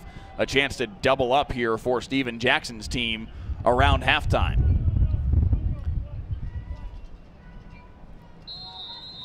40 yards away from, hypothetically, another touchdown before the break. Another handoff up the middle. Smith sidesteps a tackler, and he's into the second level. Smith inside the 20. 22 more for Roshan Smith, and it's 1st and 10 in the red zone. Man, and it doesn't matter, Mike, which running back they come in with, whether it's Smith, Robinson, or Carter. You see them, all three of these guys have that breakaway speed, but the offensive line, again, opening up another one of those gaping holes to go through. And a timeout, man. I was wondering when they were going to call it because they're sitting on it. Creekview calls their final timeout to try and give their defense a beat. You see right here, Smith breaking through that B gap. And, man, he is just getting out to the boundary. Another one of those physical runners. All these guys, man, all around the same size, 5'9", 180 pounds. I think they're just switching jerseys on the same player because it is the same running style from all three of these guys. It was honestly a well-timed timeout from Creekview because they let a good chunk of time come off the clock after that play. West Mesquite trying to get back to the line of scrimmage. They didn't call the timeout immediately. The play ended with 28 seconds left. They set the football, wind the clock, 11 seconds come off. Just as West Mesquite was about to snap the football, Creekview calls the timeout. Give their players that much longer to catch their breath and also have a little bit of time come off the clock here for West Mesquite. So just 17 seconds to work with as Dotson on the play action fake, firing to the end zone, single coverage, tipped and knocked away. Chidindu Eke with a terrific single coverage play. Great job by the safety, Eke on the outside, man, trying to take away the corner route. And again, that ball is up in the air from Dotson, and that's man-to-man out there, boy. It's a lonely place to be, but Eke plays it perfectly. Eke one-on-one with the sensationally talented Richard Clark. Tough assignment. He was up to the task there, and it's 2nd down and 10 with 12 seconds in the half. They'll come to the near sideline looking for Samaje Jordan. Incomplete. One-on-one with Deontay Huake, but he couldn't haul it in. We got an Eke or Wake. We just got a lot of guys knocking the ball away. And a lot of hand fighting as well, and flags are not coming out, and I like it. Yeah, there was maybe a little bit of push-off there on Samaje Jordan. He got away with one there. You saw it. A little bit. The quarterback in me says, yeah, put the flag in your pocket. You don't need it. No, you're good. 8 seconds to work with here for West Mesquite. Dotson out the side door, trying to get inside the 10, and he will. 3 seconds on the clock. Decision time now here for Steven Jackson. Do you kick the field goal? And it looks like they will run the field goal unit on here. David Diaz-Medrano, who they feel like has range to 45, maybe 47. This one will be a chip shot for him. Just a little bit longer than a PAT, a 24-yard attempt from the left hash as West Mesquite looks to get points here before halftime. Out of the hold of Richard Clark, the 24-yarder up and through. And West Mesquite adds 3. Their first points of the second quarter are the 24-yard field goal from Medrano. And it will be a 32-14 lead for West Mesquite at halftime. Yeah, I love the way that Jalen Dotson took care of business in that last drive, recognizing, look, even though they still had, they can't take your timeouts anywhere, but they had a timeout to burn. But it was a great job by your senior quarterback getting out of bounds, saving that time, and allowing for the kicker to come on and just knock that thing right down the middle. And you're right, Coach did say 45. He felt good about him for 45. I don't know what's going on with kickers these days. The legs just keep getting bigger, my man. They really do. As you can see, the halftime show getting ready to begin. The Children's Health Andrews Institute halftime show is after this. Performances from all 4 teams in just a moment here on Friday Night Football.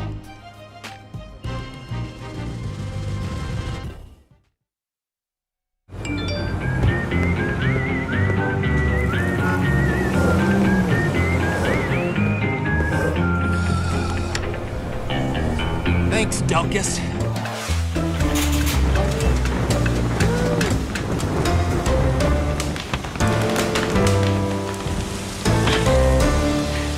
Thanks, Delkus. Possibly the most loved and hated man in North Texas. Whatever the weather brings, we bring the Delkus.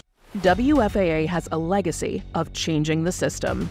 Most recently, we did a story on ankle monitors and how they don't work, and how criminals are committing crimes with ankle monitors. And yeah, there's legislative change coming.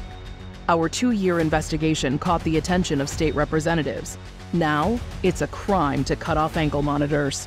I want people to see things that we need to hold people accountable for.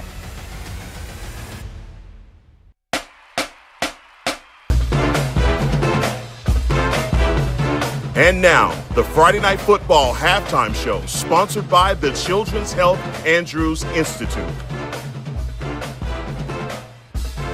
And first up on the Friday Night Football halftime show, the teams from West Mesquite.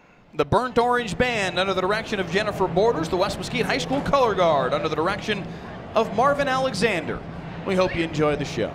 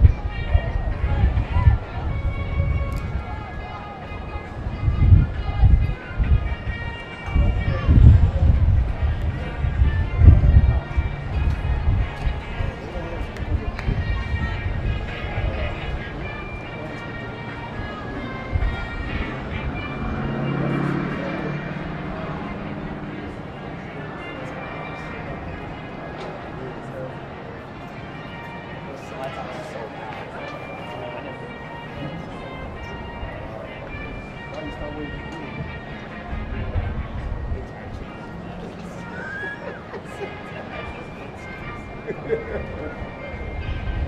don't care.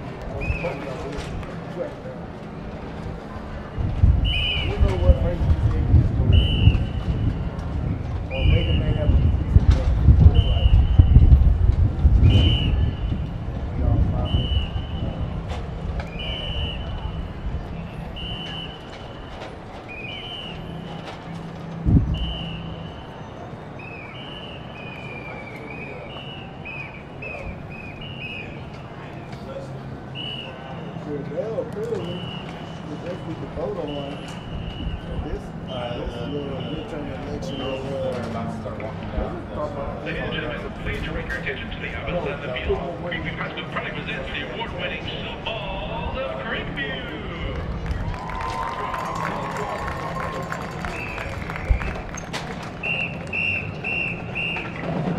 The Snowballs are proud to be known as Sweethearts of Carrollton, as the masters worship Creekview. These ladies have won championships from the East and the West Coast. 13 licenses from the Dallas Cowboys, Dallas Mavericks, and Spartan Imagination of millions of young children in the Children's Parade.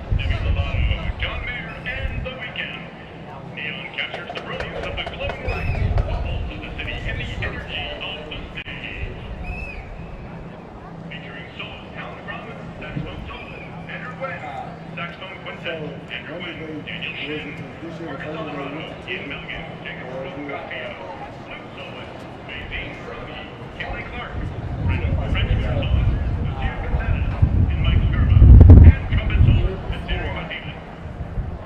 Under the field direction of senior Reed Hilton, junior Ian Milligan, and sophomore Bobby Minter.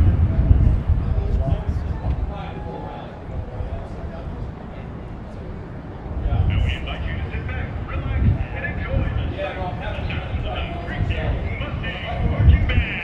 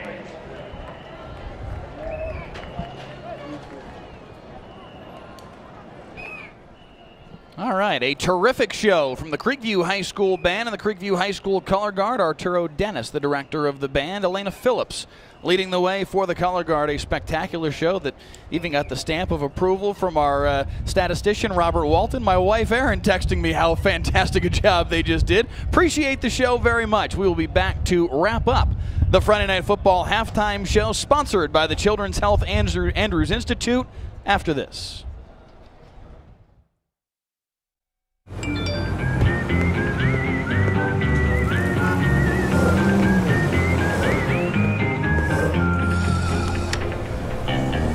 Thanks, Delkus.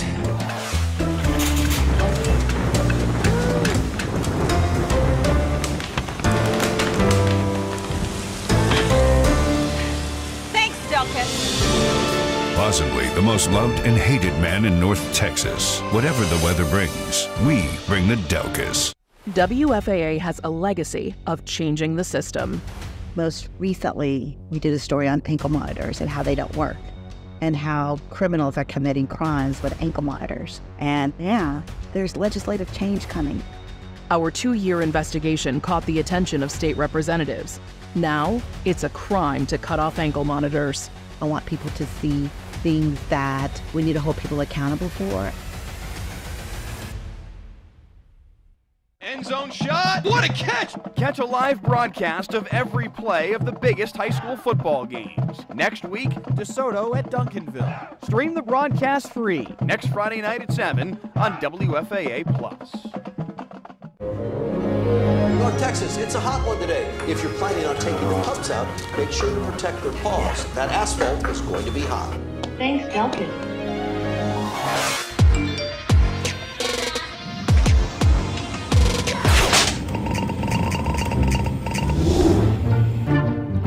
Thanks, Delkus. Possibly the most loved and hated man in North Texas. Whatever the weather brings, we bring the Delkus.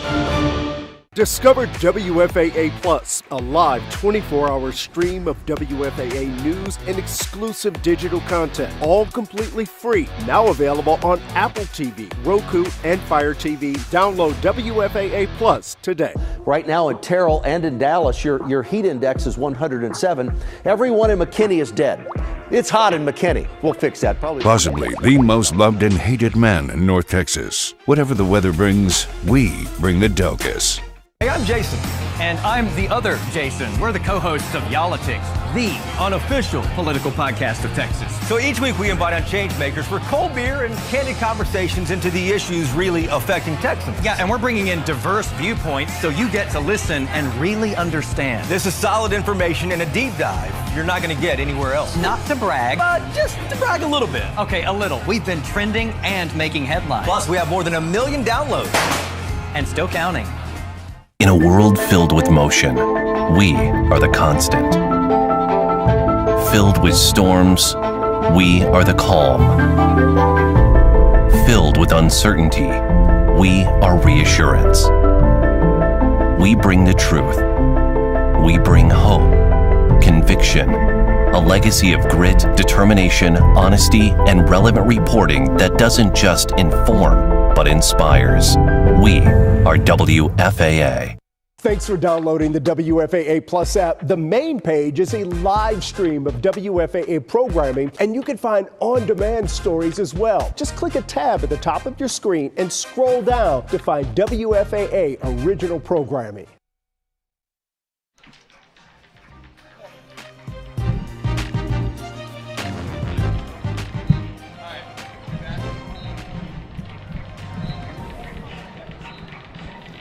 We welcome you back here on Friday Night Football. Second half getting ready to begin. Let's show you the highlights from the first half of this matchup between West Mesquite and Carrollton Creekview. West Mesquite striking first. Jalen Dotson to Richard Clark over the middle. 7-0 in a hurry. But Creekview would have an answer. Hankma Harrison, Kaysen Garcia to Amari Washington, tying the game 7-7 midway through this first quarter. Yeah, that connection, I think, paid dividends for them early, and I'm telling you, they got to come back to that in the second half.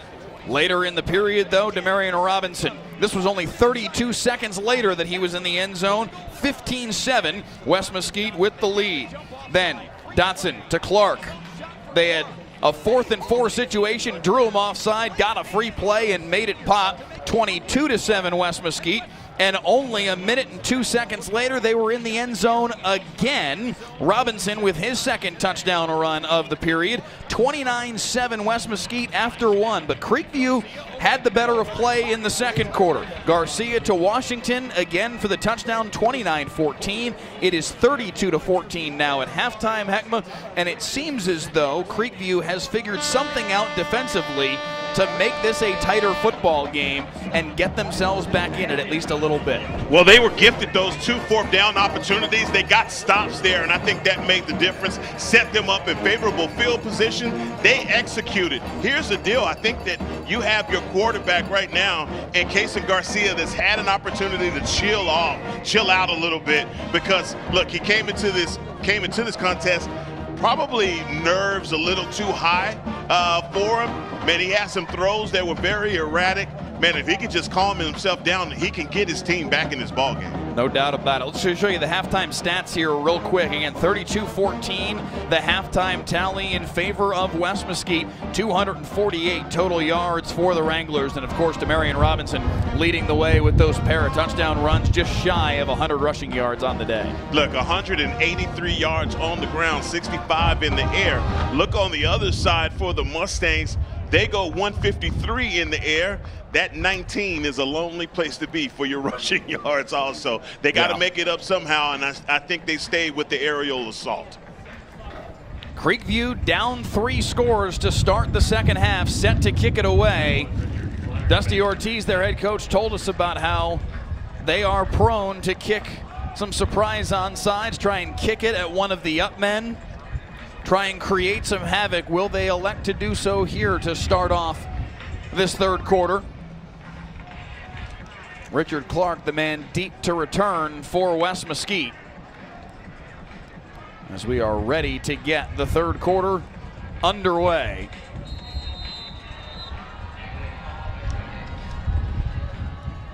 It is a short kick in the air to the near sideline.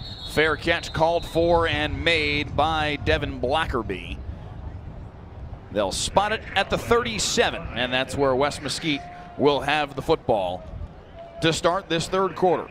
And that's nothing but respect, Mike. They're not going to kick this ball deep to those athletes like Richard Clark in the back. Yeah. No. They're not going to give those guys that kind of an opportunity here to start this thing off. But defensively, I think that these guys, again, the Mustangs defense is the reason why it stayed competitive in the first half. West Mesquite electing to have this ball placed on the left hash to start the half.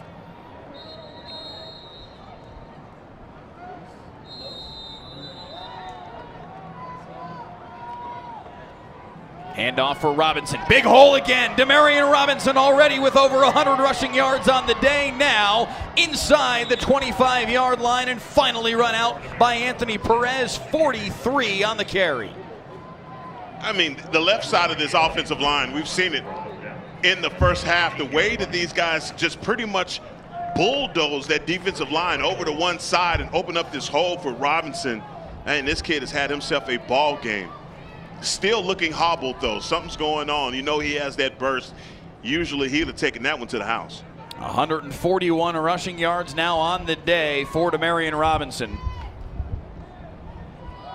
Up the middle now with Roshan Smith, spinning his way to the 12. Yeah, and the Mustangs defense, again, this defensive line, man, these guys, Logan Smith, Corey LaFrance, who's had a sack in this game. They've got to figure out a way, man, to get stops in between that A and B gap. Second down and 3. High snap to Dotson. He's going to keep it himself here, trying to get to the far sideline. Gets the corner, and he's got the first down. Run out of bounds at the 6-yard line. It's first and goal, West Mesquite, just 39 seconds into the third quarter. I've never understood when I see a defender, looks like he has a guy dead to rights, and he's still able to get to the outside the way that Dotson was. EK looked like he had a shot on him, but Dotson just ran by him. First and goal, West Mesquite. Smith up the middle, hesitates, surges forward and scores. Roshan Smith with his 6th rushing touchdown of the season. and West Mesquite scores just 45 seconds into the third quarter. Now that is how you open up a third quarter, knowing that you're going to get the ball right out of halftime, and West Mesquite 45 seconds off the clock. Are you kidding me? The extra point up and through for David Diaz-Medrano, and it is 39-14. And the West Mesquite Wranglers have made a statement, Heckma Harrison, to start this third quarter. Whatever adjustments that Creekview thought they had made defensively, West Mesquite had an answer for them. Yeah, it's still the same problems. And it's these guys up front, Ashton Burton and Jacavian Baker, Randy Rodriguez, Walter Wilbanks, and Markel Smith, this offensive line for the West Mesquite Wranglers.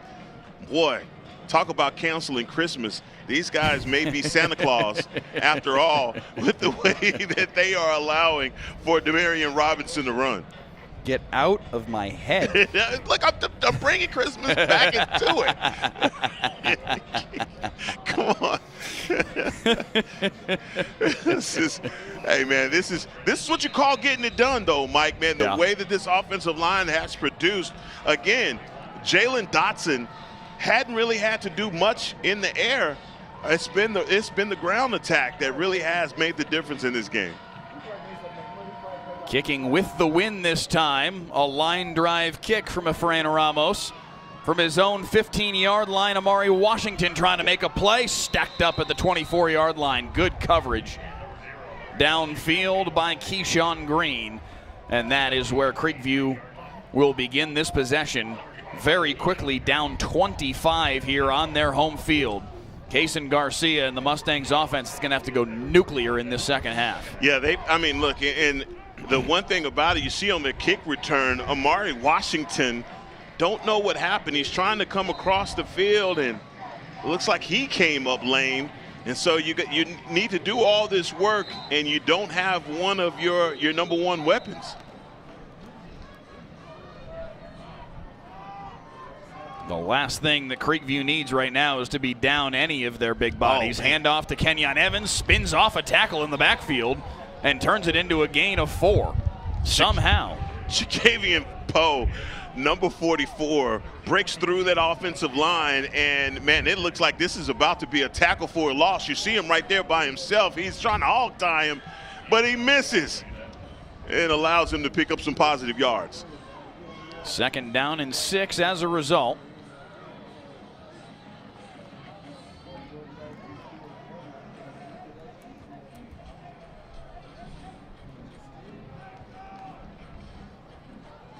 Kind of backward handoff there to Kenyon Evans from Kaysen Garcia, who pushes the pile a little bit, and it's a gain of 1. It'll be 3rd down and 5. That looked awkward, didn't it? That did look awkward, didn't it? He almost, here's the replay of it, and he just didn't hand it off with his left hand. Maybe that was the difference. Yeah. He hands it off with his right hand, and typically that is the wrong way to do it because you don't want to get your forearm in the way. Creekview 2 for 8 on 3rd down today. They need a conversion right now to keep themselves in any sort of touch in this football game. They need the 33 to move the chains. Near side, wide of the target and incomplete. Looking for Brendan Shedd, and it's 4th down. Well, Shedd has been open in situations again. Kaysen Garcia just not able to connect. And Creekview will have to punt it away.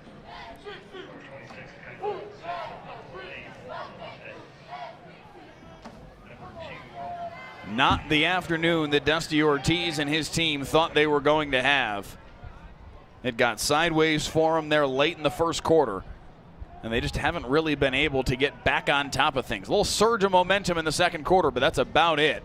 Jeremiah Bio came screaming off the edge again, got close to being able to block that punt, but it's a 31-yard kick.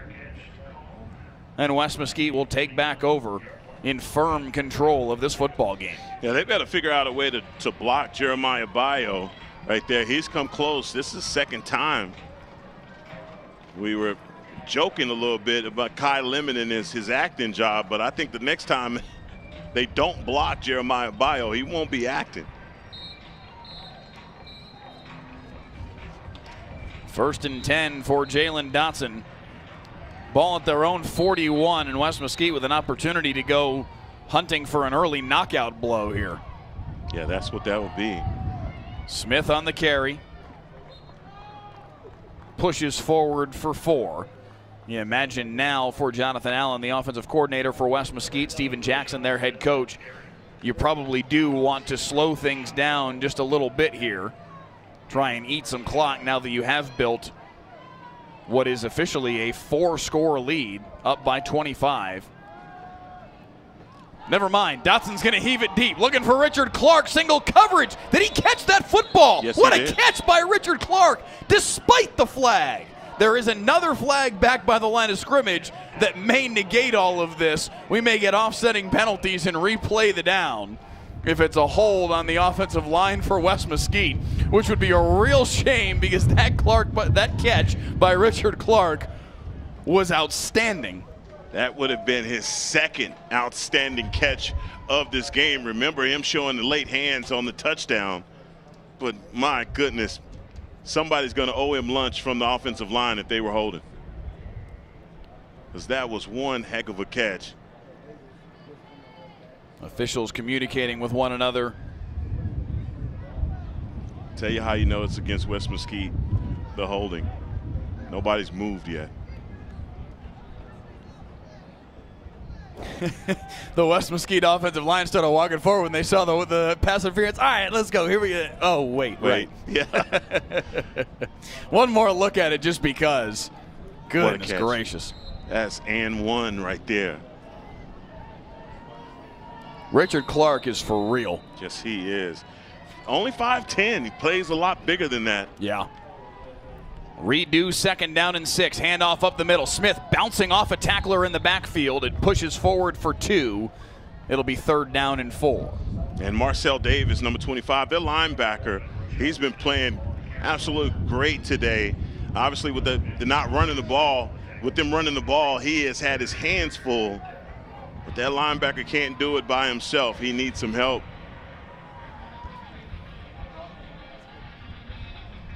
3rd down and 4. Creekview with an opportunity to get a stop. They had a handful of them there in that second quarter to help them get back into this football game, but West Mesquite's drive to start this second half has opened things back up. Dotson to keep it himself, breaking to the outside. Can he get the corner? Yes, he can, and he's got the 1st down. Outrunning Chibundu Eke to the sideline.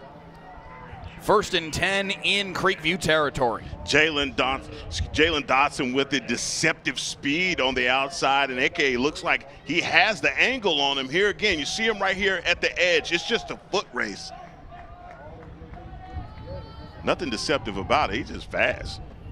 Steven Jackson told us this week Jalen Dotson is the most athletic kid on the team. Big, strong, physical. This kid's pretty good athlete too. Right up the gut goes Roshan Smith inside the 15-yard line. 35 on the carry. Roshan Smith has got to be asking himself, how am I running this wide open? There's no one around in this shot. And Anthony Perez finally shows up to get the tackle. The offensive line for West Mesquite has been creating gashes all day long, and Roshan Smith capitalizes on one there. Under 8 to play, 3rd quarter. West Mesquite challenging again. End zone shot from Samaje Jordan. He hauls it in for the touchdown. Jalen Dotson with his 3rd touchdown toss of the day, and West Mesquite is starting to run away and hide from Creekview. Jungle West is for real. West Mesquite, boy, they have come into this game and they are pulling out all the stops, but on the outside, boy, do they have some really talented wide receivers. Richard Clark, you've talked about him, but man, now you see Samaje Jordan doing his thing on the outside also. Man, this is a special team, but also, man, they are piling it on. Extra point nearly blocked as a player for Creekview came soaring in, Gabrion Smith, but he couldn't quite get a finger on it. Extra point is good, 46-14. The tally now, a 12-yard touchdown pass from Dotson to Samaje Jordan. 7:49 to play in this third quarter, and the rout is on for West Mesquite. Whatever thought anybody had that the gap had narrowed in District 6-5A Division I this season, West Mesquite is putting that thought asunder right now. Yes, they are. They have been playing so lights out. It's their running game. I mean, all you got to do is just stay behind this aggressive running style that they have, and they have 3 really, really good running backs to run behind this offensive line. And, man, it's an embarrassment of riches when it comes down to the running back position.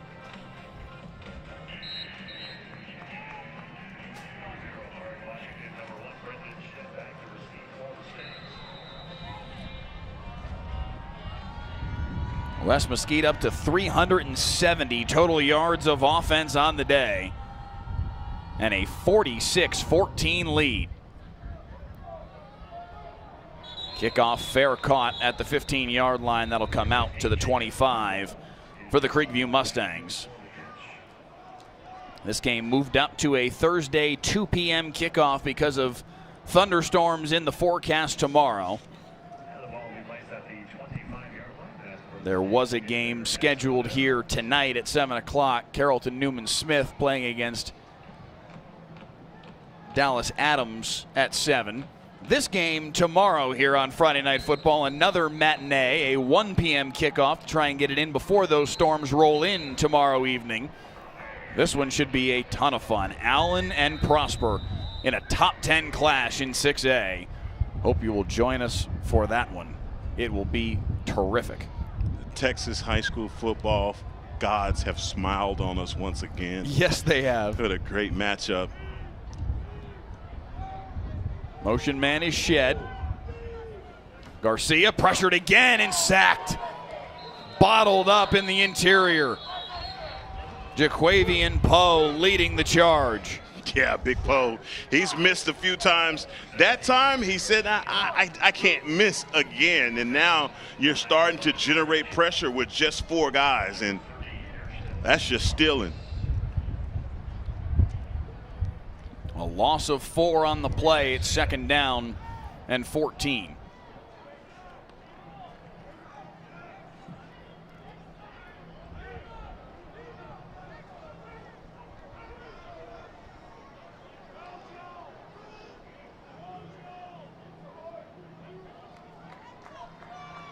Garcia, pressure in his face again, has to get rid of the football, fires it downfield, hits Brendan Shedd, who comes scrambling back to make the catch on a desperation throw from Kaysen Garcia. And it will set up a 3rd down and 5. And Garcia is just dealing with a lot of pressure right now. You see at the last minute, he throws that thing like a javelin. It's like he's just playing hot potato. 3rd down and 5. They need the 35 to move the chains. This Creekview offense has not resembled the unit that came out of the gates racing down the field on their first 2 possessions. Whistles at the snap and a timeout called by Steven Jackson. We'd be remiss if we didn't talk about offensive coordinator Brian Saucer, the man taking over for the Creekview offense over the course of this summer. And it's a sad story for this Creekview Mustangs program. Matt Vinson was the Creekview OC over the off-season, diagnosed with melanoma, and we talked with head coach Dusty Ortiz about this during the week. And he said even when Coach Vinson came to him and told him about it, he said, we were all positive. We thought this was going to go in a good direction. He was going to be okay, and unfortunately it was a very, very short process that Matt Vinson was claimed by melanoma at just 31 years old. They have MV decals on the back of their helmets. They have played all this season for him, and their offense has absolutely had a terrific year. Heckma Harrison in his honor, averaging better than 50 points per game. Today obviously hasn't been their day to this point, but a sensational season for Dusty Ortiz and his program, playing for their former offensive coordinator Matt Vinson, and just trying to play in his honor as best they can, game in and game out. Another 8-0 start to this season.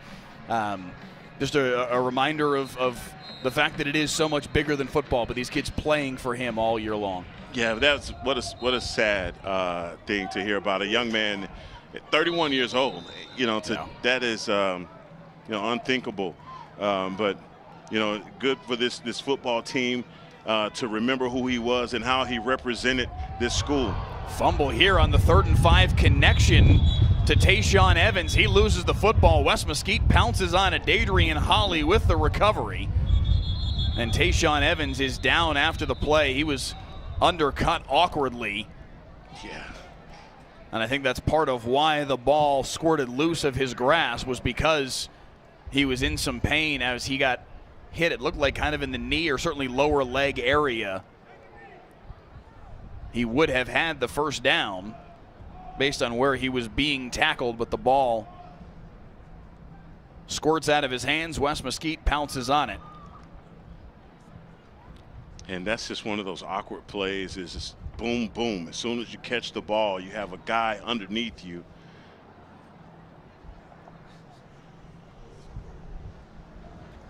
Adrian Holly with the recovery, and West Mesquite will take over possession of the football.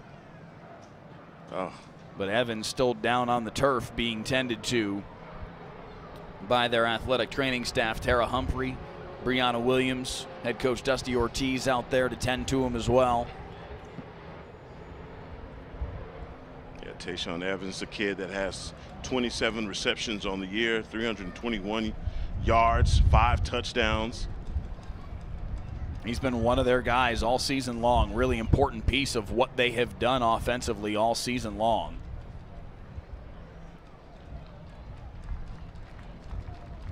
Let's see him finally up.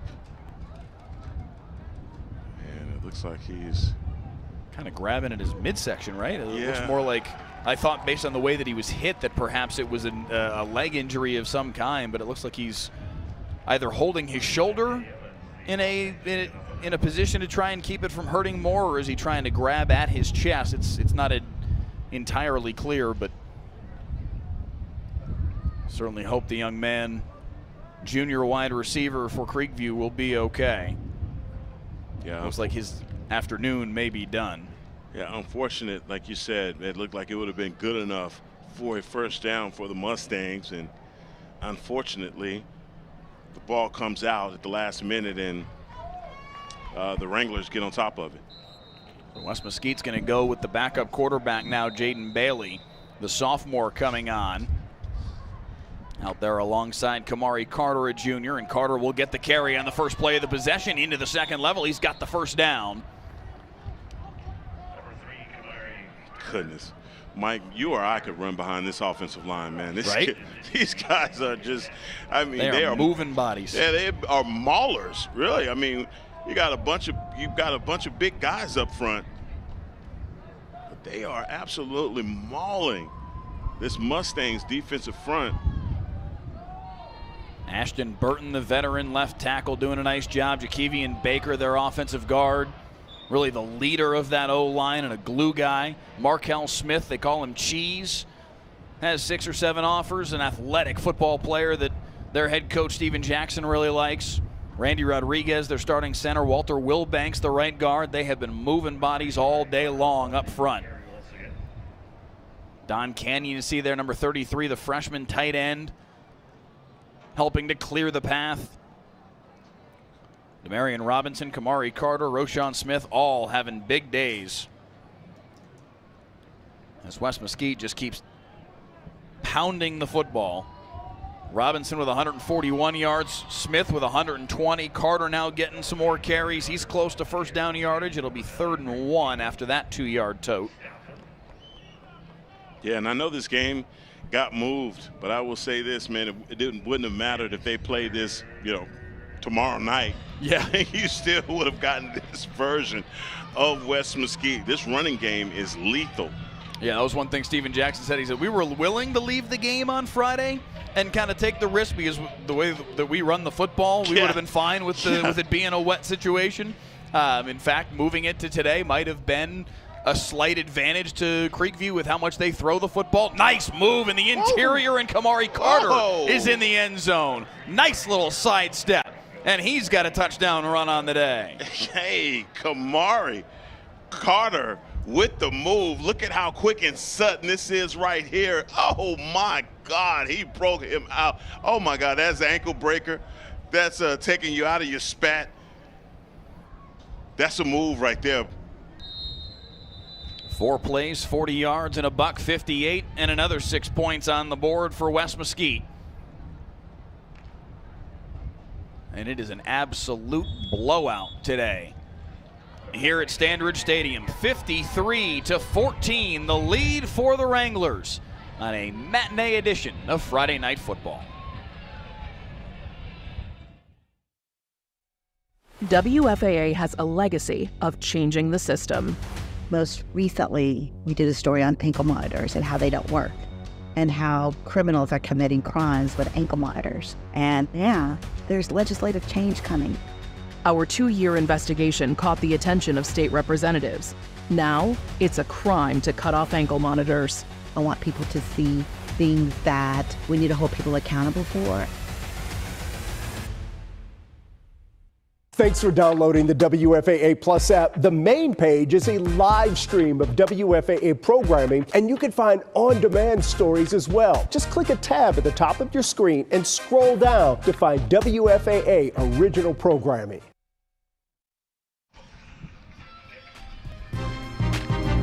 Friday Night Football is sponsored by Texas Day Brazil, an experience for all senses. From the sizzle of skewers on the grill to the vibrant colors of our fresh offerings, Texas Day Brazil is a feast for your eyes, ears, and taste buds.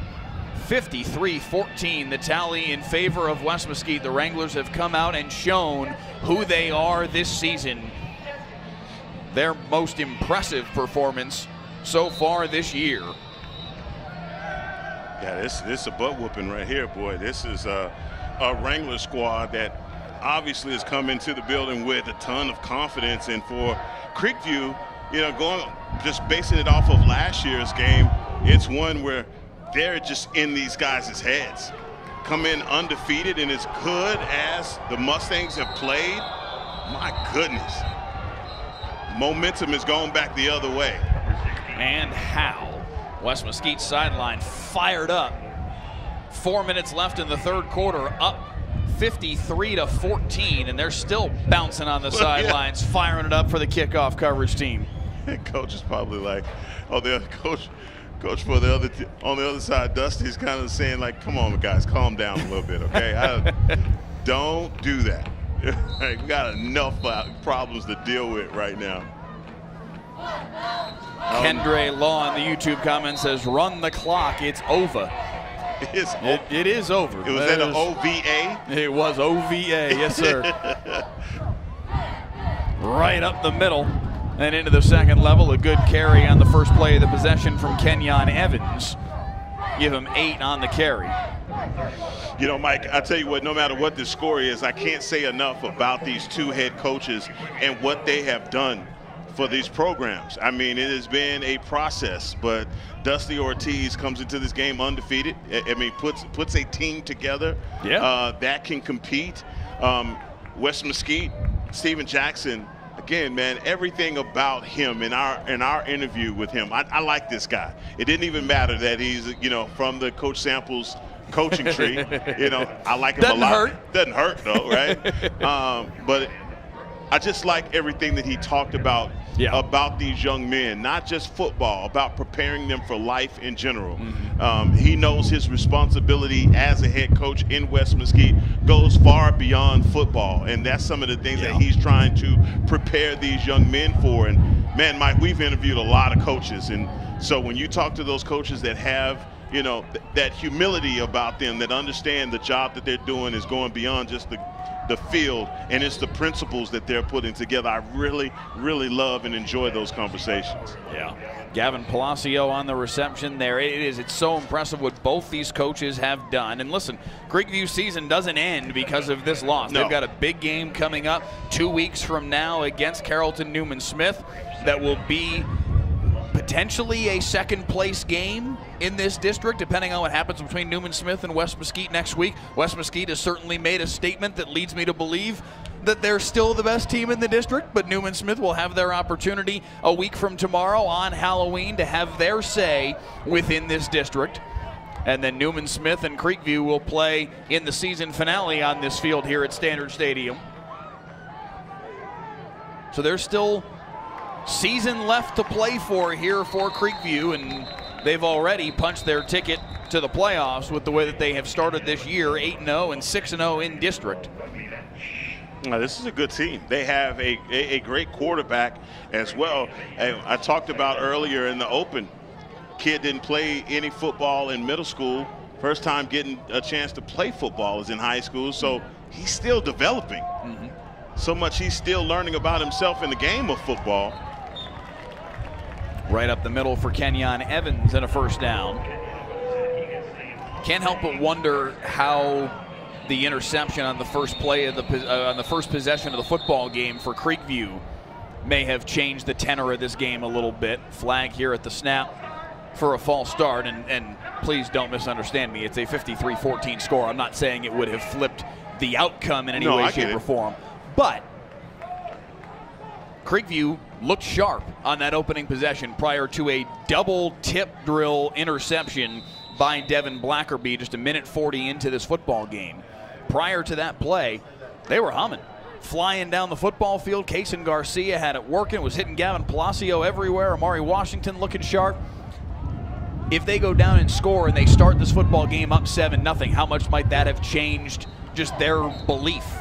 Because it did look like late in that first quarter, as they got punched in the mouth time and time again, that the belief kind of came out for a little bit. And then they did a nice job to find it for a little while in the second quarter and had a surge of momentum, but really the touchdown drive to start the third quarter is what put this whole thing to bed. No, you're right, and I think Dusty Ortiz had a script for those first couple of plays that were working for his young quarterback, but once they got off script, that's when things changed.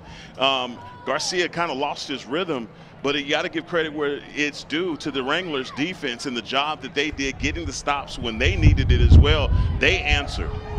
Tunnel screen here for Shed. Right to the midfield stripe, and it's going to be third down and call it 7 here for Carrollton Creekview. Love this comment in the YouTube feed just a moment ago from Tony B. Visions Net, talking about this Carrollton Creekview program that went 0-10 in consecutive seasons in 2022 and 2023, and then last year and this year started the year 8-0. Tony B. Visions Net says Coach Ortiz moved that 0 from the left column to the right column. From the loss column, from the win column to the loss column, as that play is blown backward. No gain on the play. It's going to be fourth down and 7. Yeah. See, here's everybody believing in this Creekview program. Yeah. And all it takes sometimes is to hire the right guy. And gosh, did they get it right. West Mesquite, meanwhile, 10-0 a year ago. Through the regular season, an 11-1 campaign in Steven Jackson's first year. They're a quarter and change away from a 7-1 start this season. Their only loss coming to a good 6A program in Princeton in the opener. Since then, about to be 7 consecutive wins. Timeout called by Creekview with 10 seconds left here in this third quarter. In what has been a slow-moving football game today. Yes, it has. I was wondering, it was just us. That first quarter seemed like it took forever. But this is, going back to Coach Ortiz and him being hired. I tell you, you look at the stat sheet every morning. I know I do. Every morning I look at the stat sheet and go around 5A and 6A. And the one thing about Creekview, man, you just see all the guys that have production. And when we finally got an opportunity to interview Coach Ortiz, he's like, man, the one thing I have to keep reminding these guys that it's just one football.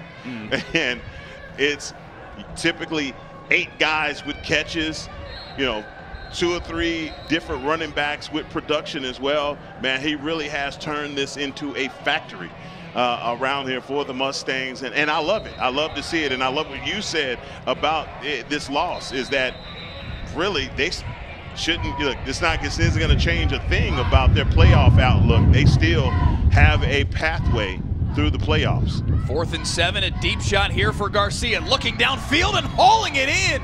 What a catch by Brendan Shedd.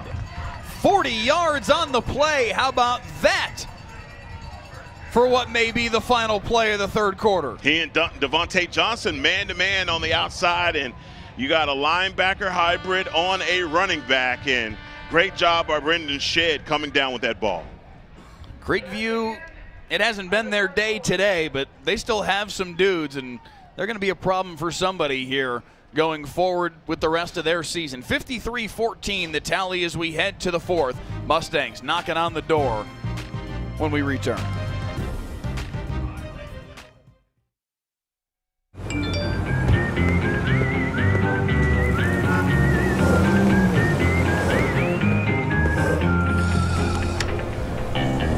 Thanks, Delkus.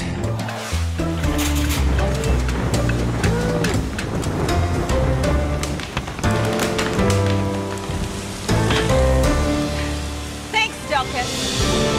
Possibly the most loved and hated man in North Texas. Whatever the weather brings, we bring the Delkus. Thanks for downloading the WFAA Plus app. The main page is a live stream of WFAA programming, and you can find on-demand stories as well. Just click a tab at the top of your screen and scroll down to find WFAA original programming.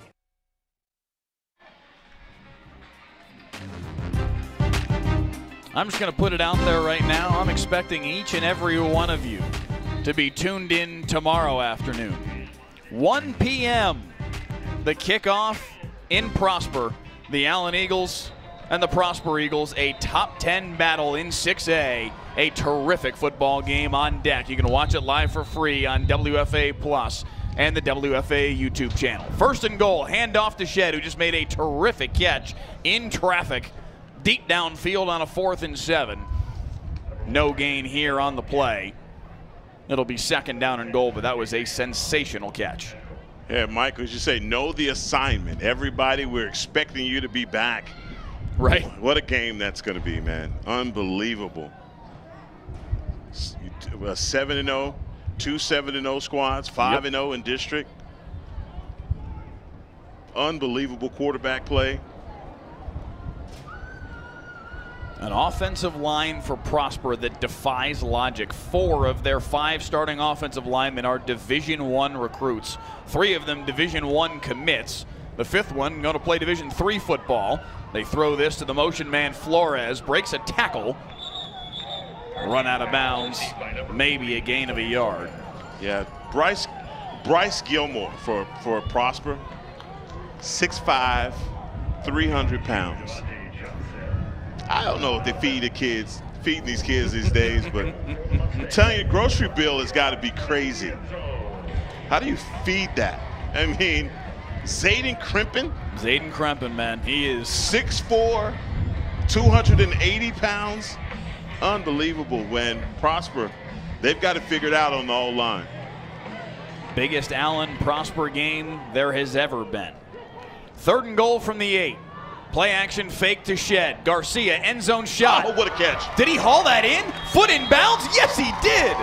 What a grab for the touchdown. Gavin Palacio hauling it in. May have hurt his shoulder in the process. Hurting feelings, too. What a grab. There's never too little too late for a catch like this. Oh, my gosh. You got to come back to this, guys. This is what you call on your tippy toes. Woo-hoo. That's a special catch. Oh, man. From Gavin Palacio. You can't do it any better than that.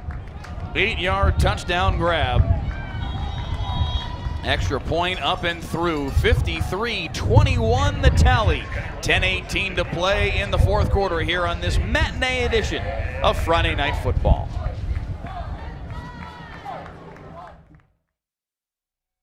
WFAA has a legacy of changing the system. Most recently, we did a story on ankle monitors and how they don't work, and how criminals are committing crimes with ankle monitors. And yeah, there's legislative change coming. Our 2-year investigation caught the attention of state representatives. Now, it's a crime to cut off ankle monitors. I want people to see things that we need to hold people accountable for.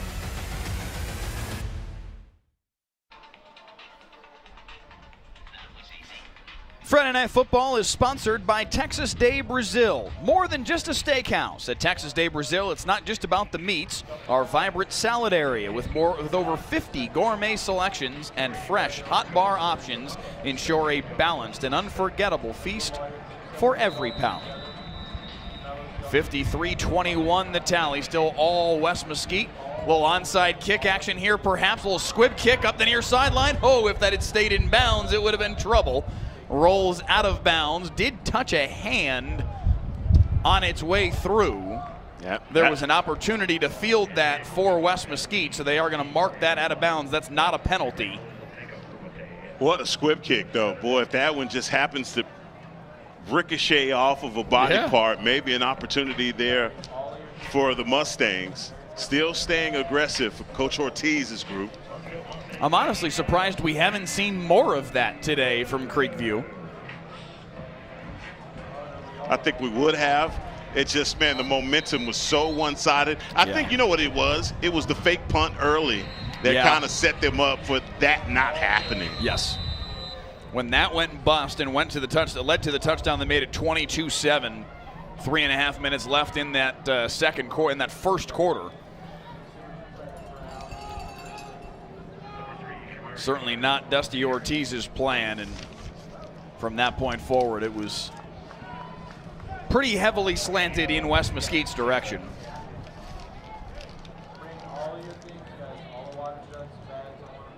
And it looks like we have some replacements, substitutions being made on the offensive line.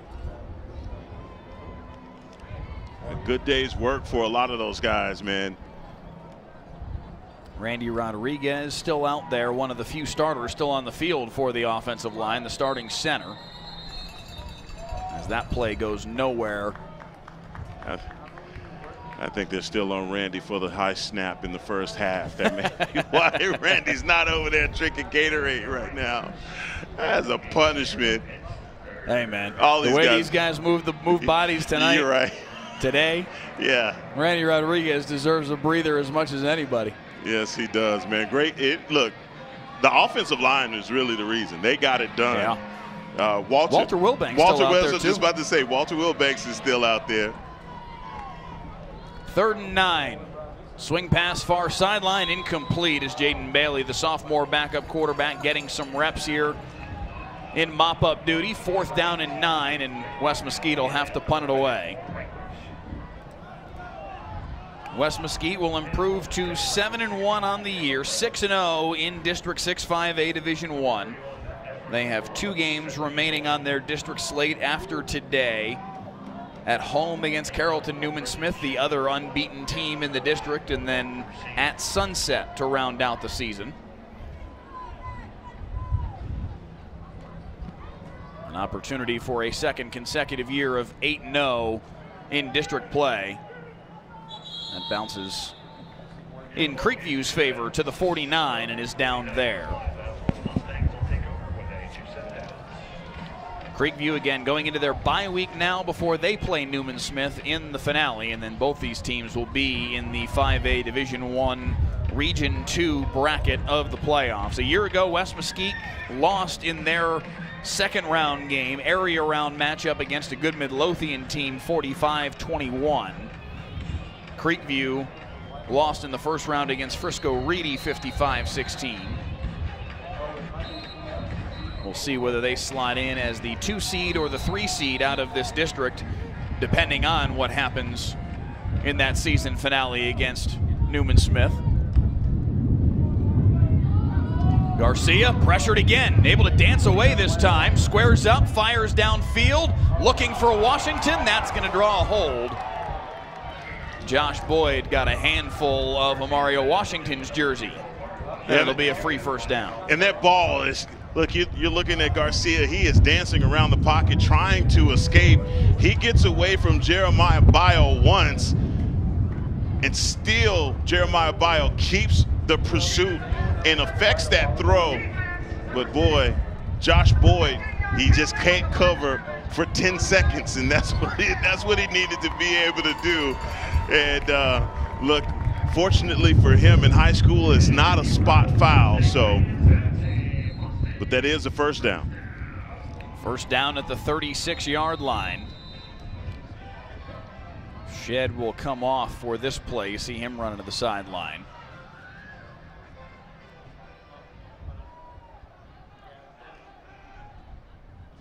Direct snap to the running back, Kenyon Evans. 3 yards on the carry. I have been really impressed with this senior linebacker, Dadrian Holly. He has been all over the field today.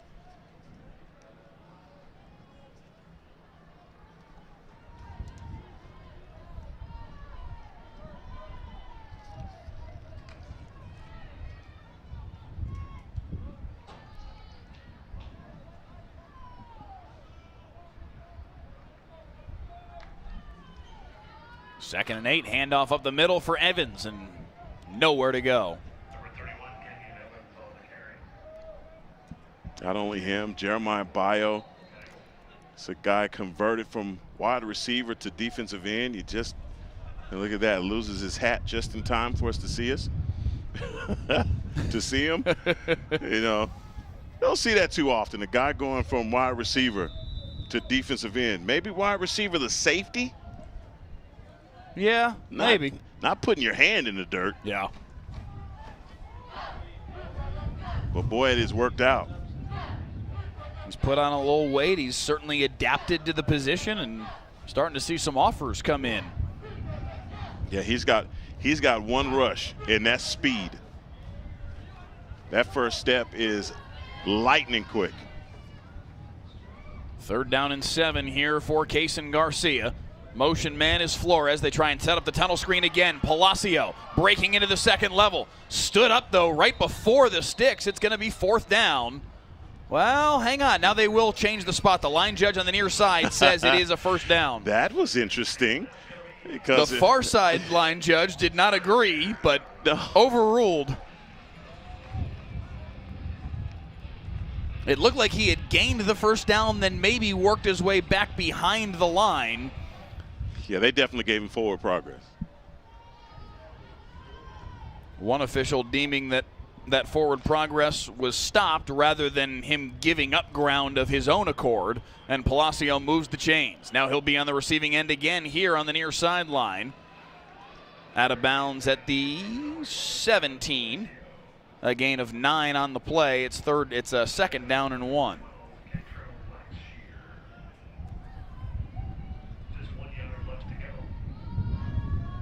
A 32-point lead for West Mesquite, as they will post yet another blowout win. Each of their 6 wins prior to this one coming in blowout fashion. 28 points, the closest of any of those games. Nowhere to go for Brendan Shedd. Knocked back for a yard. 3rd and 2. Yeah, Josh Boyd making up for that interference penalty. And he and Dadrian Holly ready for that run on the inside. You know, it reminds me of our conversation with Dusty Ortiz, and he was talking about that. Well, I asked him about the loss against Frisco Reedy, and, you know, what did that change for him as a coach? He's like, look, we took a little bit of a break, and we came back, and we went right back to work, got back in that weight room, and he knows that's the difference in this game, for his team, is them getting stronger. I tell you what, another year, your young guys that you're bringing along, this is going to be a really good team next year with that senior quarterback. Kaysen Garcia kept that one on the read option and lost a yard. It's going to be 4th down and 3. They need the 16 to move the chains.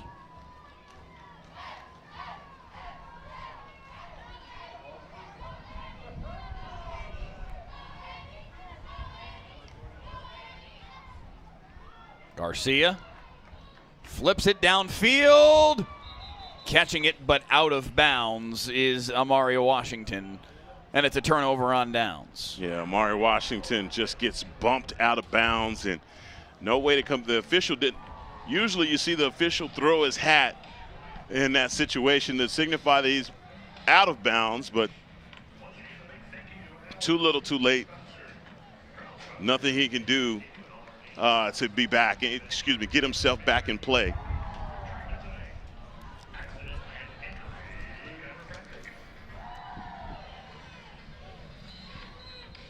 So West Mesquite takes over on downs. 5:06 to play in this one.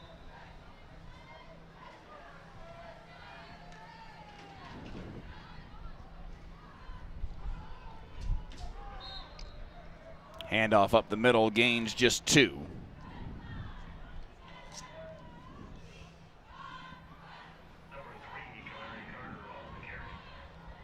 Allen and Prosper tomorrow up at Children's Health Stadium, a 1 p.m. kickoff. Game of the week in Texas high school football. Hope you will join us for that one. It will be a terrific football game. The atmosphere up there will be interesting to see what it's like at 1 in the afternoon. I imagine they're probably going to have the kids, hey, let's call this study hall. Everybody go to the stadium. Yeah. Because they're going to want it to be an experience for everybody. A loss of a yard on the play as that clock continues to burn. I expect for it to be packed. I mean, just imagine what the game would have been like if it was played Friday night. Yeah. It would have been a capacity crowd. All the parents will be on deck. Especially all the band parents.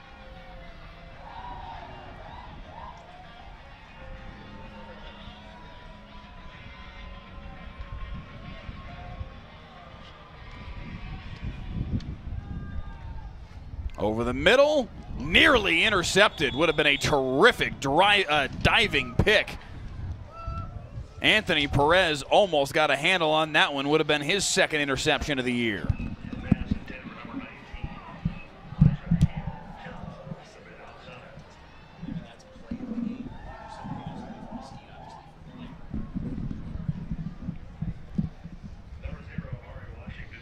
So it's 4th down and 9, so it will still be an opportunity for Creekview to get the football back here with 3:34 to play, but nearly a terrific interception there by Perez. Fair catch called for and made at the 38-yard line by Brendan Shedd. Nice punt by Efrain Ramos. Well, it just felt like this game, you had a competitive first couple of minutes there of the first quarter, and then it just felt like it felt like West Mesquite put their foot on the accelerator and did not turn back. And after halftime, before halftime, the way that Jalen Dotson was able to get out of bounds to set up the field goal, again, those 3 points were big. They were. I mean, it kind of created that separation, but then the points, 45 seconds it took them to score. 45 seconds. And again, I think once they scored, it was no looking back after that. Nice run there on the first play of the possession. A first down for Creekview. Beg your pardon, a completion. Out to the 49-yard line with 3 minutes to play. Creekview still hustling right along, playing with the tempo they always do as Kason Garcia gets them lined back up, trying to get another score on the board before we get out of here today. To the air again, Amari Washington crawling over bodies and trying to get the first down. And it looks like he will have just enough to that 41-yard line. What a heads-up play by Amari Washington. Like you said, crawling over bodies to make sure that he picks up the first down. Man, they've thrown some balls at this young man. Boy, he just couldn't be as effective as he wanted in this game. He's had one heck of a matchup all day today. Garcia only a junior. Be intrigued to see what this kid's like as a senior. Give him one more offseason. He took over the job last year as a sophomore. Nice carry up the middle here by Brendan Shedd. A gain of 8 on the play. But give Kason Garcia one more off season. His head coach, Dusty Ortiz, talked about how hard he hit the weight room. An injury timeout. Player stayed down after the play. It was Brendan Shedd. Oh, beg your pardon, a player here for West Mesquite. It's Aiden Redmond, the junior, that is down after the play.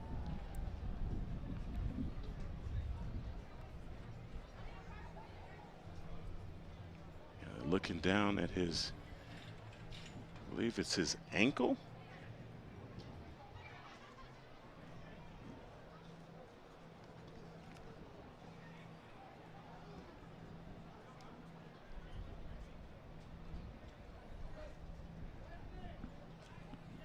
A long look at it here for the West Mesquite athletic training staff. Javier Espinoza, their athletic trainer.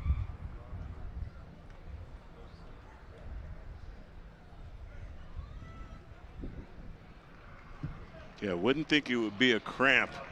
The weather's, I know that we're all anticipating that it's going to be a torrential downpour tomorrow, but the weather has held up pretty nicely here today. Yeah. The high got only up to 80 degrees, so. Yeah, it was beautiful today. Perfect weather here in North Texas. Not so much tomorrow night. I do wonder what this time tomorrow afternoon will look like up in Prosper. I think they're just deeming this the 2-minute timeout. Tomorrow afternoon in Prosper, our best guess based on what we're seeing here. There have been a ton of games that have been moved up, though, from 7 o'clock to maybe like 5 o'clock. I think the Allen Prosper game being moved to 1 o'clock is clutch. Yes. They want to or need to get that game in. It's a district title game. Yeah. That is absolutely a district title game. Nobody else in the district has less than 2 losses. These two teams are the top 2 teams in District 6-6A, Allen and Prosper.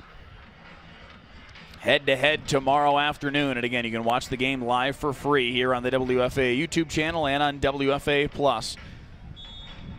Play hooky from work and just stay home and watch on WFA+. Or if you have to be in the office, just pull us up on a tab on your computer on the YouTube feed. And however you'll want to join us, we'll be here. You got to teach them how to watch us, Mike. Show them. Look, this is how you do it. Put it on your phone. Just put it in the corner of your cubicle, right? That's all you got to do. That's all you got to do. Up the middle here for Kenyon Evans into the pile, enough for a first down, a pickup of 3.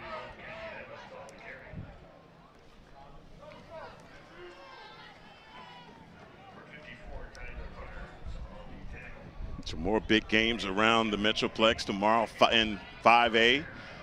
You got Wakeland going up against Frisco Lone Star. Huge game. That is another huge game. We've got an opportunity to see Lone Star earlier in the season against Argyle and Carice Hoyt. Buddy. Yeah. Remember Carice Hoyt is a real deal. Yeah, he is. He and Trey Wright. Davian Gross. Yeah. This is Lone Star is loaded. They are. Ryder Mix also, man. Yeah. So you're talking about great games that, whether they make that game an 8 o'clock start, I think, at the Star. They moved it from Kirkendall to the Star. I believe I think it's an 8 o'clock kick because they've got a game that was a 7. They moved up to a 4 o'clock kick. Over the middle here for Anthony Flores. Flores battling his way inside the 10 to the 5. They'll mark him at the 4. First and goal for Creekview here with a minute to go. Flores says, I'm taking everybody with me. I'm not going alone. What a run by your tight end, Anthony Flores.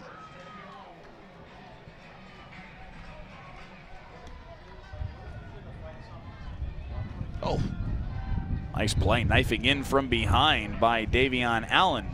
A tackle for a loss there on Kenyon Evans. And it's second and goal. If Creekview wants to score, they do have to somewhat hurry, down to 40 seconds to work with here. Yeah. Not that it's obviously going to impact a win or a loss, but never bad to finish off with a touchdown. Handoff again up the middle. Ball came out. Recovered by West Mesquite. Oh, Out of the pile with the football is Tyler Varnes, the sophomore. And if that isn't a microcosm of the day for the Creekview Mustangs, I don't know what is. Knocking on the doorstep of a touchdown, and the ball squirts free. Unbelievable.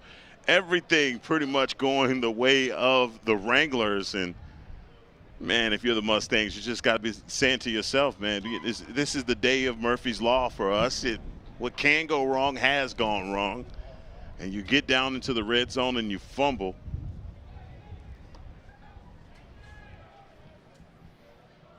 Player down afterward for West Mesquite is Davion Allen, the senior. Yeah, Davion Allen just made a play, and I think this is a cramping situation. Hopefully for Davion, a 6'4", 200-pound senior. I'm seeing a comment here in the YouTube feed. I'm trying to check the veracity of it, but claiming that Ryder Mix is out for the year. Oh, no. That is just from a guy named Luke in the YouTube feed. Okay. Luke, I don't mean to question your reporting skills, but I don't know who you are, so I'm not sure whether or not that is true or not. That's unfortunate if he is. That would be very unfortunate. He's been terrific for them. Yeah, we saw him, like I said, saw him against Argyle. He came up with some big-time catches. Definitely a part of their offense. But they have so many weapons. Yeah, Lone Star is going to be a problem for a lot of people come playoff time. And you're like this. Cedar Hill and DeSoto in the District of Doom. Yes, sir. How about that? Battle of Beltline. Always a good one. Cedar Hill's coming back up. Yeah, Nick Ward. They were down for a little while, but yeah, Nick Ward's got something cooking. One kneel down is all it will take, and this one is over. West Mesquite in a blowout. 53-21 the final score, and the Wranglers improve to 6-0 on the year in district play. They take hold of first place in the district, and they will play what will amount to be a district championship game a week from tomorrow against Newman Smith. Back to wrap this one up after this on Friday Night Football.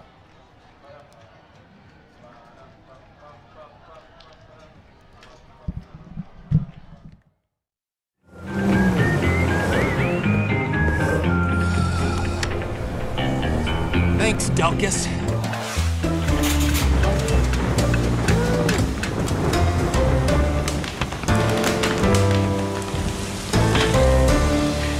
Thanks, Delkus. Possibly the most loved and hated man in North Texas. Whatever the weather brings, we bring the Delkus. WFAA has a legacy of changing the system. Most recently, we did a story on ankle monitors and how they don't work, and how criminals are committing crimes with ankle monitors. And yeah, there's legislative change coming. Our 2-year investigation caught the attention of state representatives. Now, it's a crime to cut off ankle monitors. I want people to see things that we need to hold people accountable for. End zone shot. What a catch! Catch a live broadcast of every play of the biggest high school football games. Next week, DeSoto at Duncanville. Stream the broadcast free next Friday night at 7 on WFAA+. North Texas, it's a hot one today. If you're planning on taking the pups out, make sure to protect their paws. That asphalt is going to be hot. Thanks, Delkus.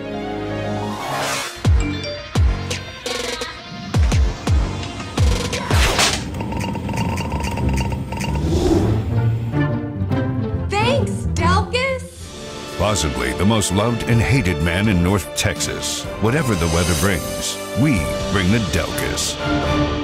Discover WFAA Plus, a live 24-hour stream of WFAA news and exclusive digital content, all completely free. Now available on Apple TV, Roku, and Fire TV. Download WFAA Plus today.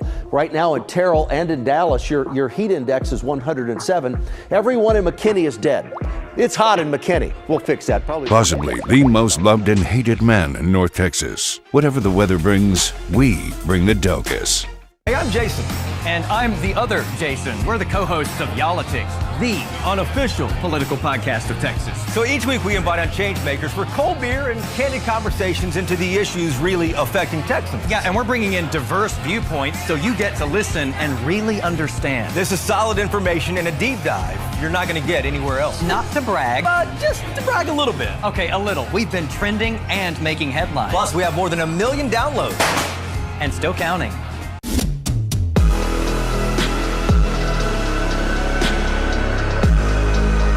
And now, the Texas Day Brazil on fire player of the game. West Mesquite running back Demarion Robinson, 11 carries, 141 rushing yards. This was one of his 2 rushing touchdowns. Both of them came in the first quarter of this football game as West Mesquite raced out to a 29-7 lead after a period. Heckma Harrison on their way to a 53-21 win to seize control of this district and set themselves up for a big one next week against Newman Smith. Fat Robinson was, as advertised, terrific today. Yeah, sometimes we get it right, man, and we got it right with this young man. He played his heart out, and again, he is a one of 3 when it comes down to the running backs that they have at West Mesquite. Demarion Robinson, man, a kid has been playing varsity football since his freshman year, and pretty much, man, looks like he is on his way to another. He may have finished this game. He's getting close to that 1,000 yards. Not quite there after this one, but yes, getting very close. He came in at 798, 141 on the ground today, which puts him at, 939 now close on the year. He'll be there after next game. He will. I can say with a good bit of certainty, on his way to a 3rd consecutive 1,000 rushing yard season, 12.8 yards per carry today. Incredible. A terrific performance from Fat Robinson.